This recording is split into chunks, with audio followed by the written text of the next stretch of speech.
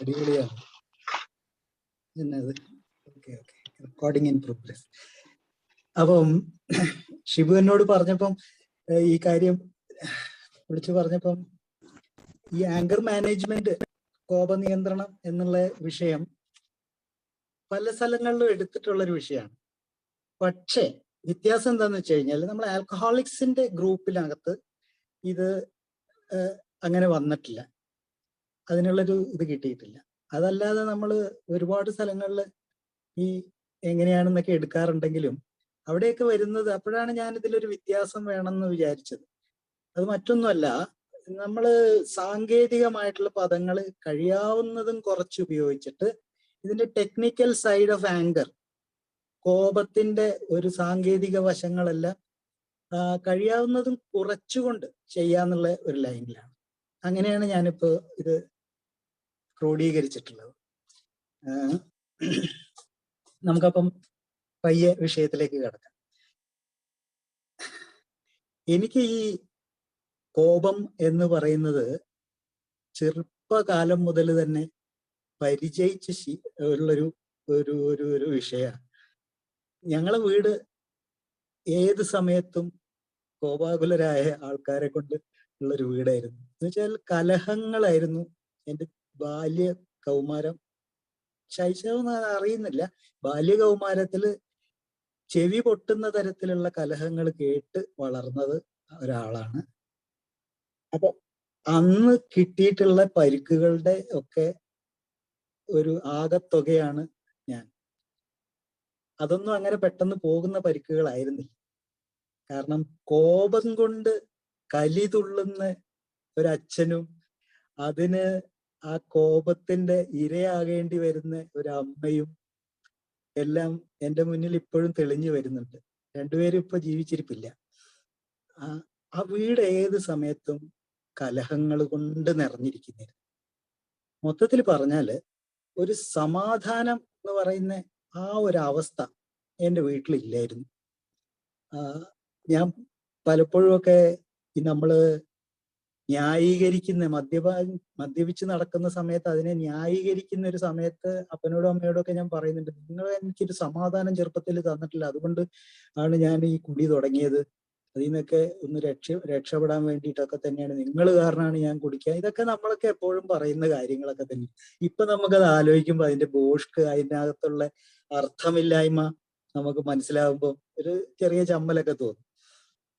എന്നിരുന്നാലും ഈ കോപം എന്ന് പറയുന്ന ആ കാര്യം കണ്ടു വളർന്നവനായോണ്ട് തന്നെ ഞാൻ അങ്ങനെ കോപിക്കാറില്ലായിരുന്നു.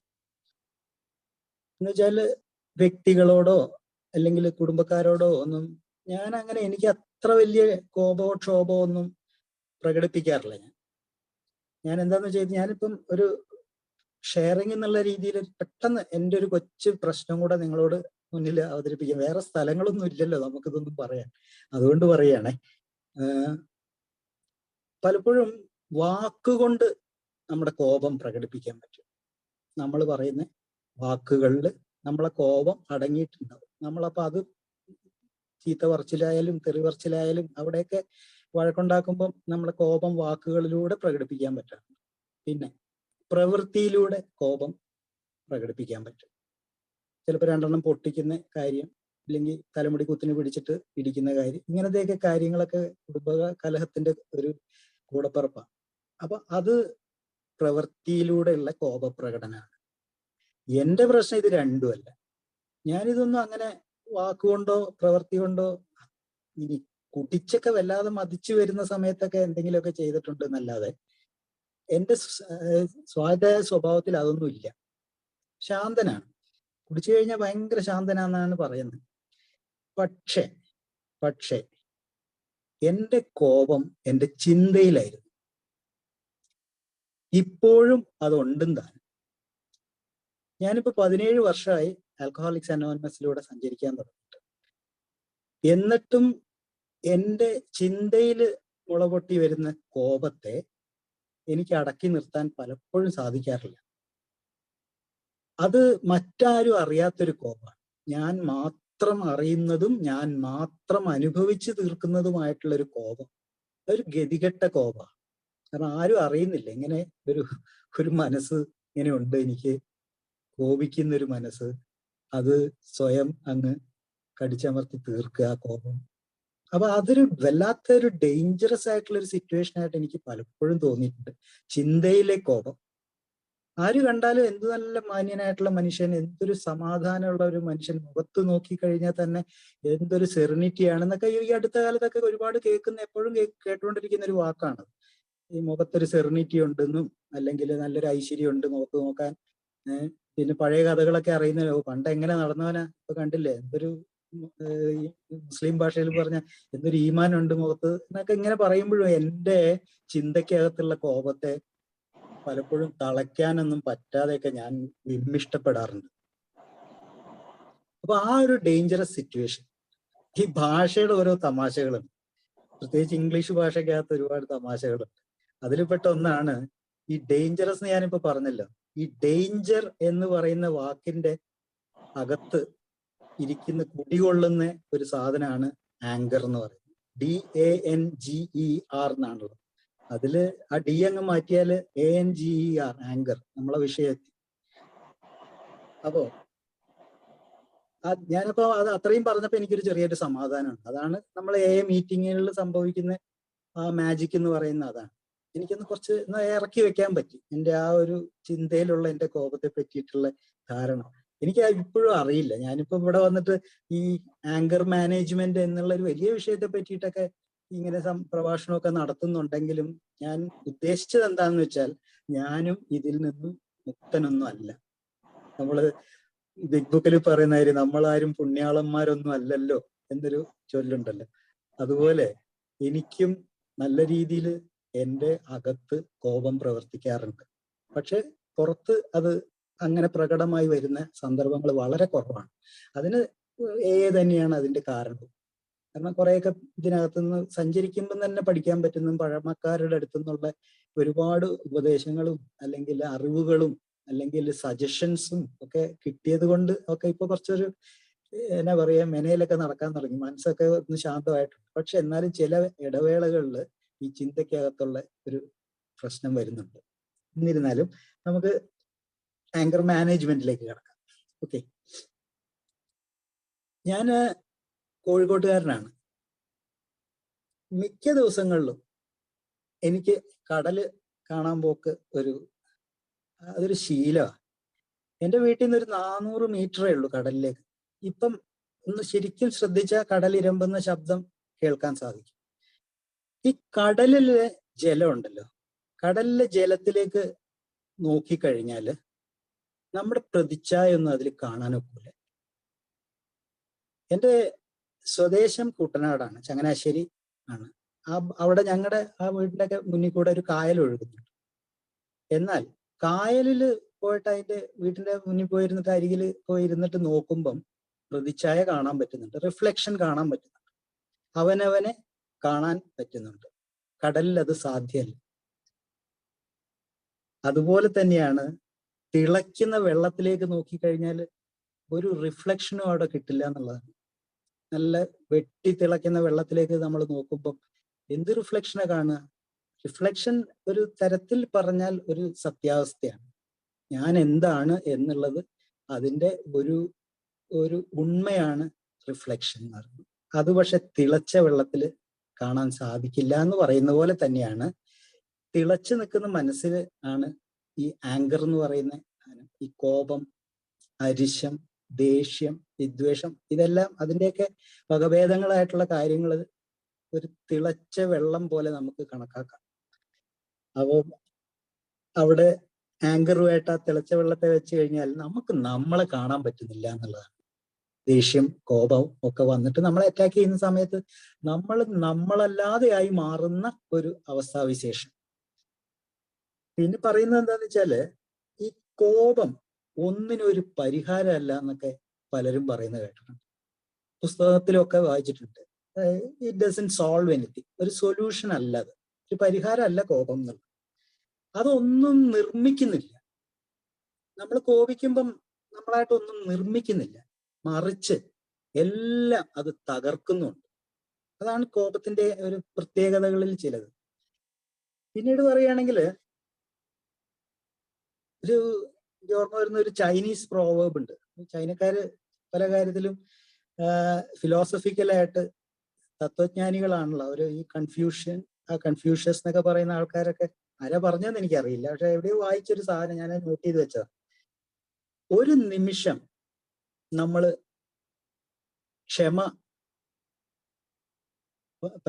ശീലിച്ചാൽ, അതായത് കോപം ഇങ്ങനെ ഇരച്ചു തുള്ളി വരുന്ന ആ ഒരു നിമിഷം നമ്മൾ ഒന്ന് ക്ഷമിച്ചു കൊടുത്താൽ 100 ദിവസങ്ങൾക്കുള്ള വേദനാജനകമായ 100 ദിനങ്ങൾ ഒഴിവാക്കാൻ പറ്റും എന്ന് ചൈനക്കാര് പണ്ടെങ്ങാണ്ടോ പറഞ്ഞിട്ടുണ്ടെന്നൊക്കെയാണ് പറയുന്നത്.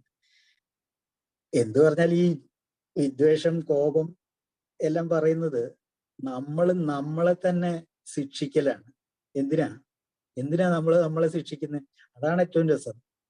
ആരോ ചെയ്ത തെറ്റുകൾക്ക് വേണ്ടി നമ്മൾ നമ്മളെ തന്നെ ശിക്ഷിക്കുന്ന ഒരു ഒരു ഒരു ചിന്താ പദ്ധതിയൊക്കെയാണ് ഈ കോപം എന്ന് പറയുന്നത്. എൻ്റെ അമ്മച്ചിയുടെ ചേച്ചി ഉണ്ടായിരുന്നു. ഞാൻ ചേച്ചി അമ്മച്ചി എന്ന് വിളിക്കുന്ന ഒരു പാർട്ടി. അപ്പൊ ഞങ്ങളെ വീട്ടിൽ ഞാൻ മുമ്പേ പറഞ്ഞ പോലെ ഈ കലഹം നടക്കുന്ന സമയത്ത് എന്റെ ചേച്ചിയമ്മച്ചി എന്റെ അമ്മച്ചിയോട് പറയുന്നത്, എടി തങ്കച്ചി, നീ എന്നാത്തിനാടി ഈ സാത്താന് വേണ്ടി പ്രാർത്ഥിക്കുന്നതെന്ന്. പുള്ളിക്കാരത്തിയുടെ തിയറി അനുസരിച്ച് ഓരോ കലഹവും ഓരോ കോപാവസ്ഥയും നമ്മൾ സാത്താന് വേണ്ടിയിട്ടുള്ള നമ്മൾ നടത്തുന്ന പ്രാർത്ഥനകളാണ്. അതെനിക്ക് അന്നൊന്നും വലിയ പിടുത്തം കിട്ടിയിട്ടില്ലെങ്കിലും ഇന്നിപ്പോ ഈ വിഷയത്തെ പറ്റി സംസാരിക്കാൻ വന്നപ്പോൾ അതൊരു രസമുള്ളൊരു കാര്യമായിട്ട് തോന്നി. അപ്പോ നമുക്കൊരു കാര്യം ചെയ്യാം.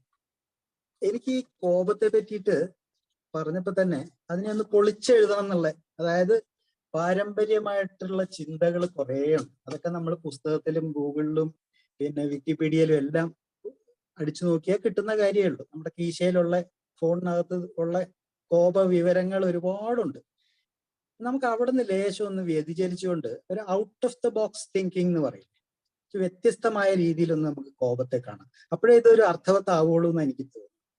നമ്മൾ എപ്പോഴും ഒരു സ്ഥിരം പോകുന്ന വഴിയിൽ നിന്ന് മാറിയിട്ട് ഒന്ന് മാറ്റി ചിന്തിക്കുക. നമ്മൾ അതാണല്ലോ ചെയ്തുകൊണ്ടിരിക്കുന്നത്. ഓരോ ആൽക്കഹോളിക്സ് അനോണിമസിലെ അംഗവും ചെയ്തുകൊണ്ടിരിക്കുന്നത് ഓൾട്ടേർഡ് ആയിട്ടുള്ള ആറ്റിറ്റ്യൂഡാണല്ലോ നമ്മൾ, അതുപോലെ ആണല്ലോ.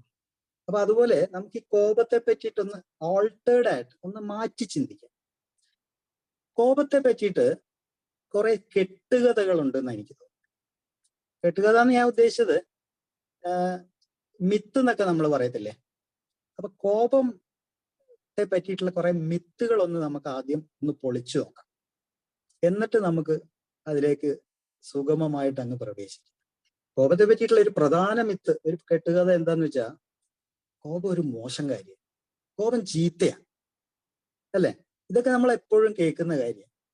കോപം ഒരു വൃത്തികെട്ട പരിപാടിയാണ്, മോശമാണ്, ചീത്തയാണെന്നൊക്കെ ഉള്ളു. എന്നാൽ അങ്ങനെയാണോ? അതൊരു കെട്ടുകഥയായിട്ട് നമുക്കൊന്ന് കണ്ടു നോക്കാം.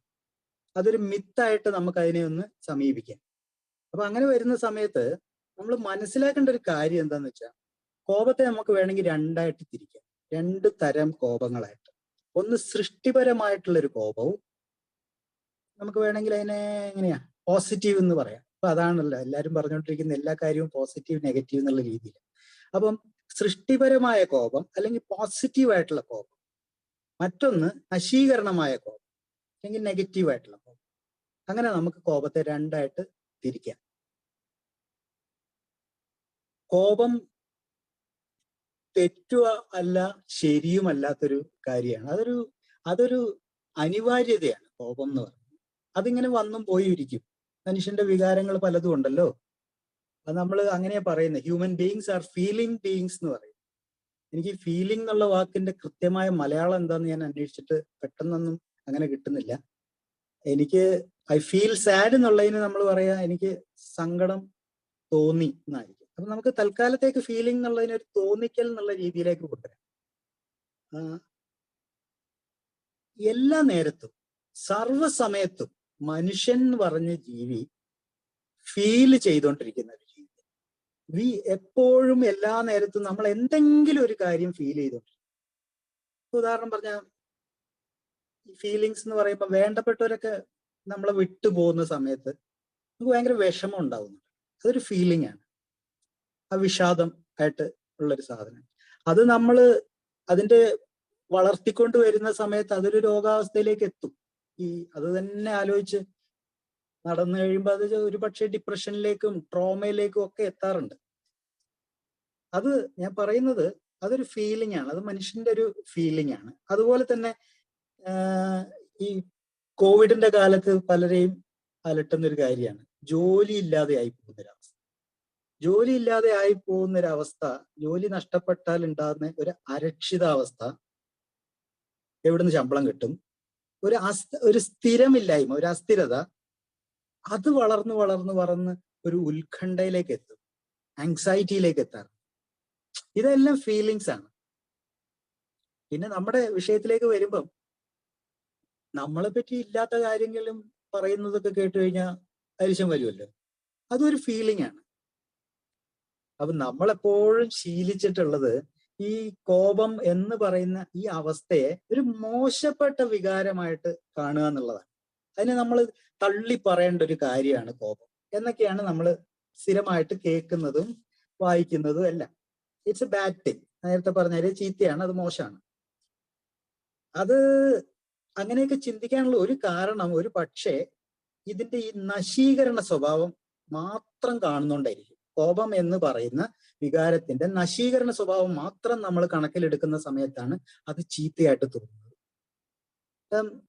കോപിക്കുന്ന സമയത്ത് നമ്മൾ സ്ഥിരം ചെയ്യുന്ന ചില കാര്യങ്ങൾ എന്താണെന്ന് വെച്ചാൽ ഭയങ്കര ഒച്ചയിട്ട് സംസാരിക്കുക. അത് കോപത്തിന്റെ ഒരു കൂടപ്പുറപ്പാണ്. ഭയങ്കര ഒച്ചയിട്ട് സംസാരിക്കും. അല്ലെങ്കിൽ എന്താ, പിന്നെ വാതിലൊക്കെ ഇങ്ങനെ കൊട്ടി അടയ്ക്കുന്ന ഒരു ഇതുണ്ട്. പൊത്തോ എന്ന് പറഞ്ഞ് വാതിലൊക്കെ അടയ്ക്കും. പിന്നെന്താ, പിന്നെ നമ്മൾ സാധനങ്ങളൊക്കെ വലിച്ചെറിയുന്നൊരു സ്വഭാവം. എൻ്റെ മോൾക്ക് ആ സ്വഭാവം ഉണ്ടായി. ഈ ദേഷ്യം വന്നു കഴിഞ്ഞാൽ അവിടെ ഫോണൊക്കെ എടുത്ത് വലിച്ചെറിഞ്ഞ് ഏത് സമയം നോക്കിയാലും അവളുടെ ഫോണ് ഇങ്ങനെ അതിന്റെ സ്ക്രീനൊക്കെ പൊട്ടിയിരിക്കുന്നതാണ്. അപ്പൊ ഞാനതിൽ ഒരുപാട് ഇഷ്ടപ്പെട്ടിട്ടൊക്കെ ഉണ്ടായിരുന്നു. പിന്നീട് ഈ തൊഴില് കൗൺസിലിംഗ് ആയതുകൊണ്ടും കുട്ടികളുമായിട്ട് സ്ഥിരം ബന്ധമുള്ളതുകൊണ്ടും ഒരുപാട് സ്കൂളുകളിൽ അവിടെ ഇവിടെയൊക്കെ പോകുന്ന സമയത്ത് അവരിങ്ങനെ അനുഭവങ്ങളൊക്കെ പങ്കിടുന്ന സമയത്ത് അവരോട് ചോദിക്കുന്ന സമയത്ത് ഇതുങ്ങൾക്കൊക്കെ ഇതിൽ പലർക്കും ഉണ്ട് ഈ എറിഞ്ഞു പൊട്ടിക്കുന്ന സ്വഭാവം. അപ്പൊ എനിക്ക് ഒരല്പം സമാധാനമൊക്കെ, എന്റെ കൊച്ചിന് മാത്രമൊന്നും അല്ലല്ലോ ഈ സ്വഭാവം, ഇത് പൊതുവായിട്ട് കുട്ടികൾക്കെല്ലാം ഉള്ളൊരു സ്വഭാവമാണല്ലോ എന്ന് വിചാരിച്ച് ഞാൻ ആശ്വസിച്ചു. നമ്മൾ ആൽക്കഹോളിക്സ് അനോണിമസിൽ വരുമ്പോൾ ഷെയറിങ് കേൾക്കുന്ന സമയത്ത് ആശ്വസിക്കുന്നത് പോലെ തന്നെ നമ്മുടെ പ്രശ്നമാണ് ഏറ്റവും വലിയ പ്രശ്നം എന്ന് വിചാരിച്ച് ഒരു ഷെയറിങ്ങിന്റെ ഒരു മീറ്റിംഗ് പ്ലേസിലേക്ക് വരുന്ന നമ്മളെക്കാൾ വലിയ പ്രശ്നങ്ങൾ ഉള്ളവരുണ്ടെന്ന് കാണുന്ന സമയത്ത് നമുക്കൊരു ചെറിയൊരു ആശ്വാസം ലഭിക്കും. അതുപോലെ തന്നെ ഈ എറിഞ്ഞു പൊട്ടിയിരുകാര് ഒരുപാട് പേര് പിള്ളേരുടെ ഒരു സ്വഭാവമാണ് എന്നൊക്കെ അറിഞ്ഞപ്പോ എനിക്ക് ഒരു ചെറിയൊരു ആശ്വാസമൊക്കെ കിട്ടി. അപ്പൊ എന്താന്ന് വെച്ചാൽ ഇതൊക്കെ കോപത്തിന്റെ പ്രകടനങ്ങളാണ്, അത്രയേ ഉള്ളൂ. ഇത് ആവിഷ്കാരം എന്നൊക്കെ നമ്മൾ പറയും. കോപത്തിന്റെ ഒരു ആവിഷ്കാരമോ പ്രകടനമോ എങ്ങനെ വേണേലും കാണാം. അപ്പോ ഈ കോപം സമം അക്രമം, വയലൻസ് ഇല്ലെങ്കിൽ അഗ്രഷൻ എന്നൊക്കെ നമ്മൾ പറയും. കോപം ഇസ് ഈക്വൽ ടു അക്രമം എന്നുള്ള ഒരു സമവാക്യം നമ്മൾ അറിയാതെ തന്നെ നമ്മുടെ ഉള്ളിൽ രൂപപ്പെട്ടു വന്നിട്ടുണ്ട്. ഇത് മോശപ്പെട്ട കാര്യമാണെന്നുള്ള ഇതിന്റെ അടിസ്ഥാനത്തിൽ കോപം എന്ന് പറഞ്ഞാൽ അക്രമമാണ്. എന്നാൽ നമ്മൾ മനസ്സിലാക്കേണ്ട ഒരു കാര്യം എന്ന് വെച്ചാൽ ഈ കോപവും അക്രമവും രണ്ടും രണ്ട് കാര്യങ്ങളാണ്. അത് ഒരിക്കലും ഒരു സമവാക്യത്തിൽ ഒതുക്കാൻ പറ്റാത്ത രണ്ട് കാര്യങ്ങളാണ്. രണ്ടും രണ്ടാണത്. കാരണം എന്താണെന്ന് വെച്ചാൽ കോപം എന്ന് പറയുന്ന കാര്യം നമ്മുടെ ഉള്ളിൽ നിന്ന് വരുന്നൊരു സാധനം, അത് അകത്തുനിന്ന് വരുന്ന ഒരു വികാരമാണ്. അക്രമം എന്ന് പറയുന്നത് കോപത്തിന്റെ ഒരു പ്രവർത്തന രീതിയാണ്, ഒരു രീതി. കോപം പ്രവർത്തിക്കുന്ന ഒരു രീതി മാത്രമാണ് അക്രമം. ഇത് രണ്ടിനെയും നമ്മൾ ഒന്നായിട്ട് കാണേണ്ട ആവശ്യമില്ല. അതുപോലെ തന്നെ ഇത് നന്മ തിന്മ, ചീത്ത മോശം, നല്ലത് ചീത്ത, അങ്ങനെയൊക്കെയുള്ള ഒരുപാട് ബൈനറീസ് നമ്മൾ പറയും, അല്ലെങ്കിൽ ദ്വന്ദ്ങ്ങൾ എന്ന് പറയും. ഇങ്ങനെയൊക്കെ ഇതിനകത്തൊക്കെ കൊണ്ട് നമ്മൾ കോപത്തെ പ്രതിഷ്ഠിക്കേണ്ട വല്ല കാര്യമുണ്ടോ എന്നാണ് എന്റെ ചോദ്യം. അത് ഒരു എന്താ, നന്മ എങ്ങനെ കോപത്തിൽ ഉണ്ടാവും എന്നുള്ളതായിരിക്കും അപ്പൊ അടുത്തൊരു സംശയം വരുന്നത്. കോപം തിന്മയല്ല എന്ന് ഞാൻ പറയാൻ ശ്രമിക്കുന്നു. അപ്പൊ കോപത്തിൽ എന്താ നന്മ ഇരിക്കുന്നത് എന്നുള്ളൊരു ചോദ്യം അല്ലെ? അപ്പോഴേ നമുക്ക് ഈ കോപം മോശമാണ് എന്നുള്ള കെട്ടുകഥയൊന്ന് പൊളിക്കാൻ പറ്റും. അതിലേക്ക് കിടക്കുമ്പോൾ നമുക്ക് അടുത്തൊരു കെട്ടുകഥയിലേക്ക് കിടക്കാം. കോപത്തെ കുറിച്ചിട്ടുള്ള അടുത്തൊരു കെട്ടുകഥ. കോപം ആവശ്യമാണ്, അങ്ങനെ ഒരു കെട്ടുകഥയുണ്ട്. അല്ലെങ്കിൽ അല്ല, കോപം അനാവശ്യമാണ്. It's a good for nothing thing, it's a useless thing. Anger is a useless thing. അതുകൊണ്ട് ഒരു ഉപയോഗവും ഇല്ല കോപം കൊണ്ട്. ശരി, അതൊരു കെട്ടുകഥ ആവുന്നത് എങ്ങനെയെന്ന് നമുക്കൊന്ന് നോക്കാം. ഞാൻ പറയുന്നു കോപം ആവശ്യമാണ്, കോപം കൊണ്ട് ഉപയോഗങ്ങൾ ഒരുപാടുണ്ട് എന്ന് പറയുമ്പം ഇങ്ങനെ എന്താ ഈ പറയുന്നതെന്നൊക്കെ നിങ്ങൾക്ക് തോന്നിയേക്കാം. ഞാനത് കുറച്ചൊന്ന് എക്സ്പ്ലെയിൻ ചെയ്യാൻ ശ്രമിക്കാം. അതായത് നമ്മുടെ എല്ലാ ഇമോഷൻസിനും, എല്ലാ വികാരങ്ങളും ചുമ്മാ വരുന്നതൊന്നും അല്ല. അതിനെല്ലാം ഓരോ ഉദ്ദേശ ലക്ഷ്യങ്ങളുണ്ട്. അല്ലാതെ പെട്ടെന്നുണ്ടാകുന്ന വികാരം അതിന് ഉദ്ദേശം ഇല്ല എന്നൊന്നും വിചാരിക്കണ്ട. മനുഷ്യന്റെ എല്ലാ വികാരങ്ങൾക്കും എന്തേലും ഒരു ഉദ്ദേശം ഉണ്ടാവും. ഇപ്പൊ ഉദാഹരണം പറയുകയാണെങ്കിൽ ഈ ഭയം എന്ന് പറയുന്ന ഒരു വികാരം, അതിന്റെ ഉദ്ദേശം എന്താന്ന് വെച്ചാല് നമുക്ക് ഒരു വരാനിരിക്കുന്ന ഒരു അപകടത്തെ നേരിടാനുള്ള ഒരു തയ്യാറെടുപ്പ് നടത്താനുള്ള ഒരു സൂചനയാണ് ഭയം, അല്ലെങ്കിൽ ഒരു മുന്നറിയിപ്പാണ്. ആ ഭയം ഉള്ളത് കൊണ്ടാണ് നമ്മൾ സർവൈവ് ചെയ്ത്, നമ്മൾ അതിജീവിച്ചതൊക്കെ മനുഷ്യന് ഭയം എന്നുള്ള വികാരം ഉള്ളത് കൊണ്ടാണ്. ഉദാഹരണം പറയുകയാണെങ്കിൽ നമ്മുടെ പിതാമഹന്മാർ, ആദ്യ മനുഷ്യരൊക്കെ ഒരു കടുവയെ കണ്ടു, അവർക്ക് ഇതിന്റെ അപകടം മനസ്സിലാവാതെ ഭയപ്പെടാതെയൊക്കെ നിന്ന് കഴിഞ്ഞാൽ കടുവ വന്നിട്ട് അയാളെയും അങ്ങനെയും പിടിച്ച് തിന്നുകൊണ്ട് പോകും. അപ്പൊ അവിടെ ഭയമില്ലായ്മ എന്ന് പറയുന്നത് ഒരു വിഡ്ഢിത്താണ്. അവിടെ ഭയം വേണം.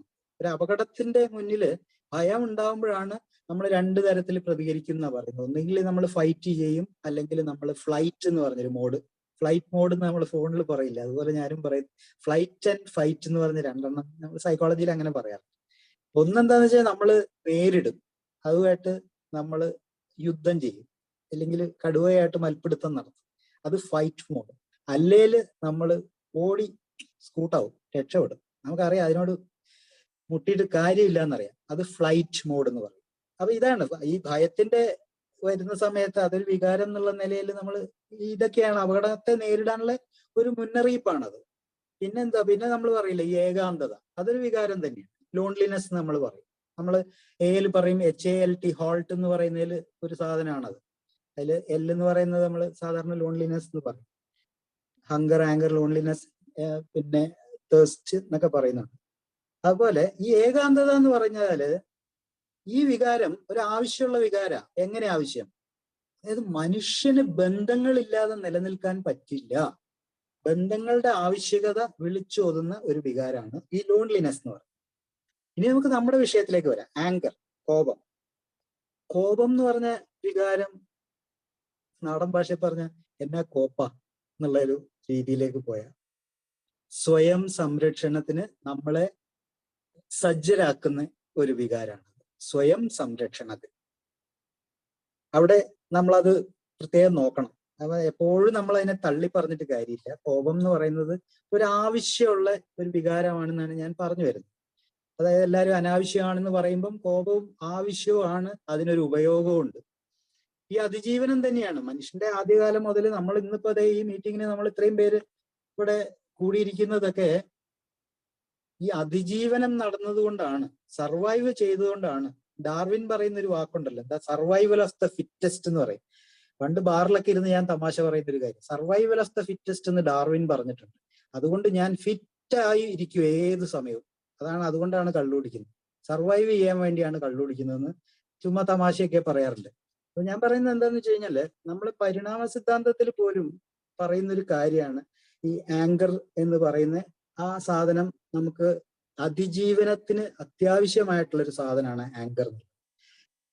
ഇനി അത് കുറച്ചും കൂടി ഒന്ന് വിപുലമാക്കി പറയുകയാണെങ്കിൽ, നമ്മള് കോപം വരുമ്പം, നമ്മളൊക്കെ അരിശം വരുമ്പം എന്താണ് നമ്മളെ ശരീരത്തിൽ സംഭവിക്കുന്നത്? ശരീരത്തിൽ ഒരു രാസപ്രവർത്തനം നടക്കുന്നുണ്ട്. അതാണ് അത് എനിക്ക് ടെക്നിക്കൽ ഒഴിവാക്കാന്ന് വിചാരിച്ചാലും ഇത് എനിക്ക് തോന്നുന്നു നിങ്ങൾക്ക് അറിഞ്ഞിരിക്കുന്നത് നല്ലതായിരിക്കും. നമ്മുടെ ഗ്രന്ഥികൾ ഒരുപാടാണ് ശരീരത്തിൽ. അതിൽപ്പെട്ട ഒരു ഗ്രന്ഥിയാണ് നമ്മളെ അഡ്രിനലിൻ ഗ്രന്ഥി എന്ന് പറയും. അതിന്റെ സ്ഥാനം എവിടെയാന്ന് ചോദിച്ചു കഴിഞ്ഞാൽ അത് നമ്മുടെ കിഡ്നിയുടെ മുകളിലായിട്ട് വരും. ഒരു ത്രികോണ ആകൃതിയിലുള്ളൊരു സാധനം. രണ്ട് കിഡ്നി, റൈറ്റ് കിഡ്നിയിലും ലെഫ്റ്റ് കിഡ്നിയുടെയും തൊട്ട് മുകളിലായിട്ടുള്ള ഒരു ത്രികോണ കിഡ്നിക്ക് ഒരു തൊപ്പി വെച്ചിരിക്കുന്ന മാതിരി തോന്നും. ഒരു വിഡ്ഢി തൊപ്പി എന്ന് നമ്മൾ പറയില്ലേ, അതുമാതിരി ഒരു വിഡ്ഢി തൊപ്പി ഇട്ടിട്ടുള്ള കിഡ്നി. അങ്ങനെ ഒന്ന് സങ്കല്പിച്ച അഡ്രിനാലിൻ ഗ്രന്ഥി എന്താന്ന് നമുക്ക്, അതിനകത്ത് ഉൽപ്പാദിക്കുന്ന സാധനമാണ് ഈ അഡ്രിനാലിൻ എന്ന് പറയുന്ന രാസവസ്തു. ഓക്കെ, ഈ രാസവസ്തു നമുക്ക് അരിശം വരുമ്പോഴാണ് ഉണ്ടാകുന്നത്, ഭയം വരുമ്പോൾ ഉണ്ടാവും, ദേഷ്യം വരുമ്പോൾ ഭയങ്കരമായിട്ട് ഇത് പ്രൊഡ്യൂസ് ചെയ്യും അഡ്രിനാലിൻ. അതുകൊണ്ടുള്ളൊരു ഗുണം എന്താന്ന് വെച്ച് കഴിഞ്ഞാല് നമുക്ക് ശരീരത്തിന് ഊർജം കിട്ടുന്നുണ്ട്. അതിൽ നിന്ന് ശരീരത്തിന് കൂടുതൽ ഊർജം കിട്ടും, ശരീരത്തിന് ശക്തി വെക്കുകയാണ്. അപ്പം ഇല്ലാത്തൊരു ശക്തി, സാധാരണഗതിയിൽ ഇല്ലാതിനേക്കാളും ഒരല്പം കൂടി കൂടുതൽ ശക്തി കിട്ടും. അത് അഡ്രിനാലിൻ നമ്മുടെ സ്റ്റാമിന വർദ്ധിപ്പിക്കുന്നുണ്ട്. പിന്നെ നമ്മളെ വേദന ഒരു പരിധി വരെ ശമിപ്പിക്കുന്നു, കുറച്ച് കിട്ടുന്നുണ്ട് ഈ ഒരൊറ്റ കെമിക്കൽ കൊണ്ട്. ഇത് കോപം ഉണ്ടാവുമ്പോൾ ഉണ്ടായി വരുന്ന ഒരു ശരീരത്തിൽ ഉണ്ടാകുന്ന ഒരു കെമിക്കലാണ്. ഞാൻ മുമ്പേ പറഞ്ഞ പോലെ ഈ കാട്ടുമൃഗങ്ങളിൽ നിന്ന് നമ്മളെ സംരക്ഷിച്ചുകൊണ്ടിരുന്നത് ഇത്തരത്തിലുള്ള കാര്യങ്ങളൊക്കെയാണ്. ഈ കോപം നമ്മൾ ഈ കണ്ടിട്ടില്ലേ, അതിനെ ആക്രമിക്കാൻ പോകുമ്പോൾ പഴയ സിനിമകളിലൊക്കെ കാണാം, ഒച്ചയിട്ടുണ്ട് എന്നൊക്കെ അലറിക്കൊണ്ടൊക്കെയാണ് പഴയ കാട്ടാളന്മാര് ഈ മൃഗത്തെ ആക്രമിക്കാൻ പോകുന്നത്. അവിടെ കോപമാണ് പ്രവർത്തിക്കുന്നത്, മൃഗത്തോടുള്ള ആ വിദ്വേഷം, ദേഷ്യം പ്രവർത്തിക്കുന്നു. അപ്പൊ അഡ്രിനാലിൻ കൂടുന്നു, അപ്പൊ അവന്റെ ശക്തി കുറച്ച് വർദ്ധിക്കുന്നു, അവന്റെ ഊർജം കൂടുന്നു, അവന്റെ സ്റ്റാമിന കൂടുന്നു. ഇനി അഥവാ ഒരു മാന്തൊക്കെ കിട്ടിയാൽ ആ വേദനയൊക്കെ അവന് അത്ര വലിയ വേദനയായിട്ടൊന്നും തോന്നുന്നില്ല. വീണ്ടും വരുന്നു, നമ്മൾ അതിജീവനത്തിന് വേണ്ടിയിട്ട് അത്യാവശ്യമായിട്ടുള്ള ഒരു കാര്യമാണ് കോപം എന്നുള്ളത്. പിന്നെ നമ്മൾ ഈ കുഞ്ഞുങ്ങൾ കണ്ടിട്ടില്ലേ, കുഞ്ഞുങ്ങൾക്ക് ഈ അറ്റൻഷൻ കിട്ടാൻ വേണ്ടിയിട്ട് അവര് കരയുന്നത് കാണാം. വിശപ്പ് വരുമ്പം കൊച്ചു കുഞ്ഞുങ്ങൾ കരയുന്നുണ്ട് പാല് കിട്ടാൻ വേണ്ടിയിട്ട്. ഈ കരച്ചിലിന്റെ പിന്നിൽ ഒരു കോപം ഒളിഞ്ഞിരിപ്പുണ്ട്. ആദ്യ കാലത്തെ കരച്ചിലുകളിൽ പോലും കോപം ഉണ്ടെന്നാണ്. അവർ ഈ കരയുന്നത് അവർക്ക് ഭക്ഷണം കിട്ടിയിട്ടില്ല, അതിന്റെ ആ ഒരു ഭക്ഷണമില്ലായ്മയിൽ നിന്ന് ഉണ്ടായി വരുന്ന ഒരു കോപത്തിൽ നിന്ന് അവർ കരയുക. ആ കോപം, ആ കരച്ചിൽ കൊണ്ട് അവർ നേടുന്നത് എന്താ വെച്ചാൽ അറ്റൻഷനാണ് കിട്ടുന്നത്, ശ്രദ്ധ പിടിച്ചു പറ്റുന്നുണ്ട്. അമ്മയുടെ ആയാലും ശ്രദ്ധ അവർ പിടിച്ചു പറ്റും. ഉടനെ നമ്മൾ കൊച്ചിന് കൊണ്ട് പാലൊക്കെ കൊണ്ടു കൊടുത്ത് അതങ്ങ് വിശപ്പങ്ങ് ശമിക്കുന്നതോടുകൂടി കരച്ചിലും നിൽക്കുന്നു. ഓക്കെ, അപ്പൊ നമ്മൾ ചൊല്ല് വരെയുണ്ട്, കരയുന്ന കൊച്ചിനെ പാലുള്ളൂ എന്നൊക്കെ ഒരു ചൊല്ലൊക്കെ. അപ്പൊ ആ കുഞ്ഞുങ്ങൾക്ക് പോലും അവരുടെ ഒരു കോപത്തിന്റെ ഒരു പ്രകടനം കൂടിയാണ് ഈ കരച്ചിൽ. ആ സമയത്ത് വിശന്ന് കരയുന്ന കുഞ്ഞിന്റെ ഒരു ഇളം കോപം അവിടെ വരുന്നുണ്ട്. പിന്നെ നമ്മളും നമ്മുടെ പൊതുജീവിതത്തിലൊക്കെ നമ്മളെപ്പോഴും ഈ കോപത്തിന്റെ ഗുണപരമായ ചില കാര്യങ്ങൾ കാണാറുണ്ട്. അതിപ്പോ ഉദാഹരണം പറയുകയാണെങ്കിൽ ക്യൂ നിൽക്കുന്ന ഒരു സമയത്ത് നമ്മളൊരു സർക്കാർ ഓഫീസിൽ പോയിട്ട് അവിടെ ക്യൂ നിൽക്കുക, ഒരു കാര്യം സാധിക്കാൻ വേണ്ടിയിട്ട്. ക്യൂ ഒരു ഇഞ്ച് മുന്നോട്ട് നീങ്ങുന്നില്ല, നമ്മൾ അസ്വസ്ഥരാകും. അപ്പൊ നമ്മൾ നോക്കുമ്പോൾ ഉണ്ടാവും ആ ഉദ്യോഗസ്ഥൻ അവിടെ ഇരുന്നുകൊണ്ട് എന്നാ പറയുന്നത്, ഫോണിലിട്ടോണ്ട് കുത്തിക്കൊണ്ടിരിക്കുക. നമുക്ക് ദേഷ്യം പിടിക്കുമല്ലോ, നമുക്ക് അരിശം വരുമല്ലോ, നാച്ചുറലി വരണം. അപ്പൊ നമ്മൾ ബഹളം വെക്കും. അപ്പൊ നമ്മുടെ കൂടെ കുറെ ആൾക്കാരുണ്ടാവും, നമ്മൾ ഉടനെ ബഹളമൊക്കെ വെച്ച് അതൊക്കെ ആകുമ്പോഴേക്കും അപ്പം അയാൾക്ക് മനസ്സിലാവും, അത് രക്ഷയില്ല, പണിയെടുക്കാതെ രക്ഷയില്ല. അപ്പൊ നമ്മുടെ കോപ പ്രകടനം അവിടെ പോസിറ്റീവായിട്ടാണ് വന്നിരിക്കുന്നത്. അതില്ലായിരുന്നെങ്കിൽ നമ്മൾ അവിടെ നറാന്ന് ഇങ്ങനെ നിൽക്കുമായിരുന്നു. അപ്പൊ അത് ഈ പറഞ്ഞ പോലെ ക്രിയേറ്റീവ് ആയിട്ടുള്ള ഒരു കോപ പ്രകടനമാണ്. അത് ഞാൻ പറയുന്നതാണ്, ഇതൊരു മോശപ്പെട്ട കാര്യം മാത്രമാണെന്ന് നമ്മൾ ചിന്തിക്കേണ്ട. അങ്ങനെ പോയി കഴിഞ്ഞാൽ ഇനി നമുക്കൊരു മൂന്നാമത്തെ ഒരു മിത്തിലേക്ക് കിടക്കാം, മൂന്നാമത്തെ ഒരു കെട്ടുകഥയിലേക്ക് കിടക്കാം, കോപത്തെ കുറിച്ചിട്ടുള്ള. ഇതെപ്പോഴും പറഞ്ഞു കേൾക്കുന്ന ഒരു വാചക, എനിക്ക് ഈ കോപം നിയന്ത്രിക്കാൻ പറ്റുന്നില്ല, അല്ലേ? നമ്മളെല്ലാം പറയാറുള്ളത്, എനിക്ക് ഈ അരിശം വന്നു കഴിഞ്ഞാൽ നിയന്ത്രിക്കാൻ പറ്റുന്നില്ല. നമ്മുടെ വിഷയം അത് തന്നെയാണല്ലോ, എങ്ങനെ കോപത്തെ നിയന്ത്രിക്കുക എന്നൊക്കെ ഉള്ളതാണ് നമ്മുടെ വിഷയം. ഇത് സത്യം പറഞ്ഞ ഒരു മിത്താണ്, ഇതൊരു കെട്ടുകഥയാണ്, നിയന്ത്രിക്കാൻ പറ്റുന്നില്ല എന്നുള്ളത്. അതിപ്പോ എങ്ങനെയാ അത് മനസ്സിലാക്കണമെങ്കിൽ, നമ്മൾ കോപിക്കുന്നത് ആരോടാണ്, എപ്പോഴാണ്, നന്ന് പുറകോട്ടൊന്ന് റീവൈൻഡ് എടുത്ത് നോക്കിക്കഴിഞ്ഞാല് ഒരു കാര്യം നമുക്ക് മനസ്സിലാകുന്നത് എന്താന്ന് വെച്ചാൽ, നമ്മുടെ ഈ അരിശമൊക്കെ നടക്കുന്നിടത്ത് മാത്രമേ നമ്മൾ പ്രയോഗിക്കുന്നുള്ളൂ. പലപ്പോഴും, എപ്പോഴും അല്ല, പലപ്പോഴും നമ്മൾ നടക്കുന്ന സ്ഥലങ്ങളിൽ മാത്രമേ നമ്മൾ ഇതൊക്കെ എടുത്ത് പ്രയോഗിക്കാറുള്ളൂ. അതെന്താന്ന് വെച്ചാൽ, ഇപ്പൊ കെട്ടിയോളെടുത്തും ഒക്കെ നമ്മൾ അരിശം വരുമ്പോൾ നല്ല ചീത്ത പറയുന്നു, ഇതൊക്കെ നമുക്കറിയാം. അങ്ങോട്ട് തിരിച്ച് വലിയ ഇവിടെ വന്നാൽ ഇങ്ങോട്ടും കുറച്ച് എന്തെങ്കിലും ഒരു ബഹളം വെക്കുന്നല്ലാതെ വേറെ പ്രശ്നങ്ങളൊന്നും അവിടെ ഉണ്ടാവില്ല. മക്കളെടുത്ത് നമ്മൾ അരിശപ്പെടുന്നു.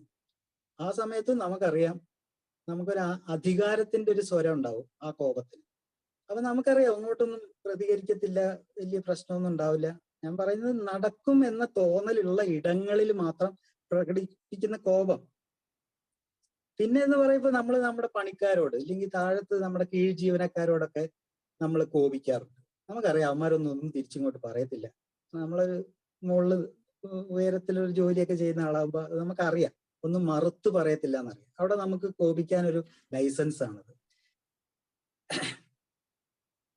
പിന്നെ എന്ന് വെച്ചാൽ നമ്മുടെ കൂടെ നിൽക്കാൻ കുറച്ച് ആൾക്കാരുണ്ട് എന്ന് കാണുമ്പോൾ നാച്ചുറലി നമ്മുടെ കോപം കുറച്ച് കൂട്ടും. അതാ നേരത്തെ ഞാൻ പറഞ്ഞ ക്യൂവിൽ നിൽക്കുന്ന ആളുടെ അത് നമുക്കറിയാം. നമ്മൾ അത് പറഞ്ഞു കഴിഞ്ഞാൽ നമ്മളെ കൂടെ ഒരുപാട് പേര് കൂട്ടിനുണ്ടാവും. അങ്ങനെ വരുന്ന സമയത്ത് നമ്മൾ കോപിക്കും. എന്റെ ചോദ്യം ഇതാ, നമ്മൾ എപ്പോഴെങ്കിലും ഒരു പോലീസുകാരനോട് കോപിച്ചിട്ടുണ്ടോ? വെള്ളമടിച്ച് വിറ്റാകുന്ന സമയത്തൊക്കെ വല്ലവർക്കൊക്കെ ചെയ്തിട്ടുണ്ട്, എന്നാലും വളരെ വളരെ കുറവല്ലേ അത്.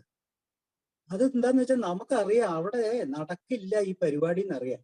അപ്പോഴവിടെ നമ്മൾ ഒരു നിയന്ത്രണം നടത്തുന്നില്ലേ? ഇല്ലേ? എന്നിട്ടാണോ നമ്മൾ പറയുന്നത് എനിക്ക് കോപം നിയന്ത്രിക്കാൻ പറ്റുന്നില്ല എന്ന്?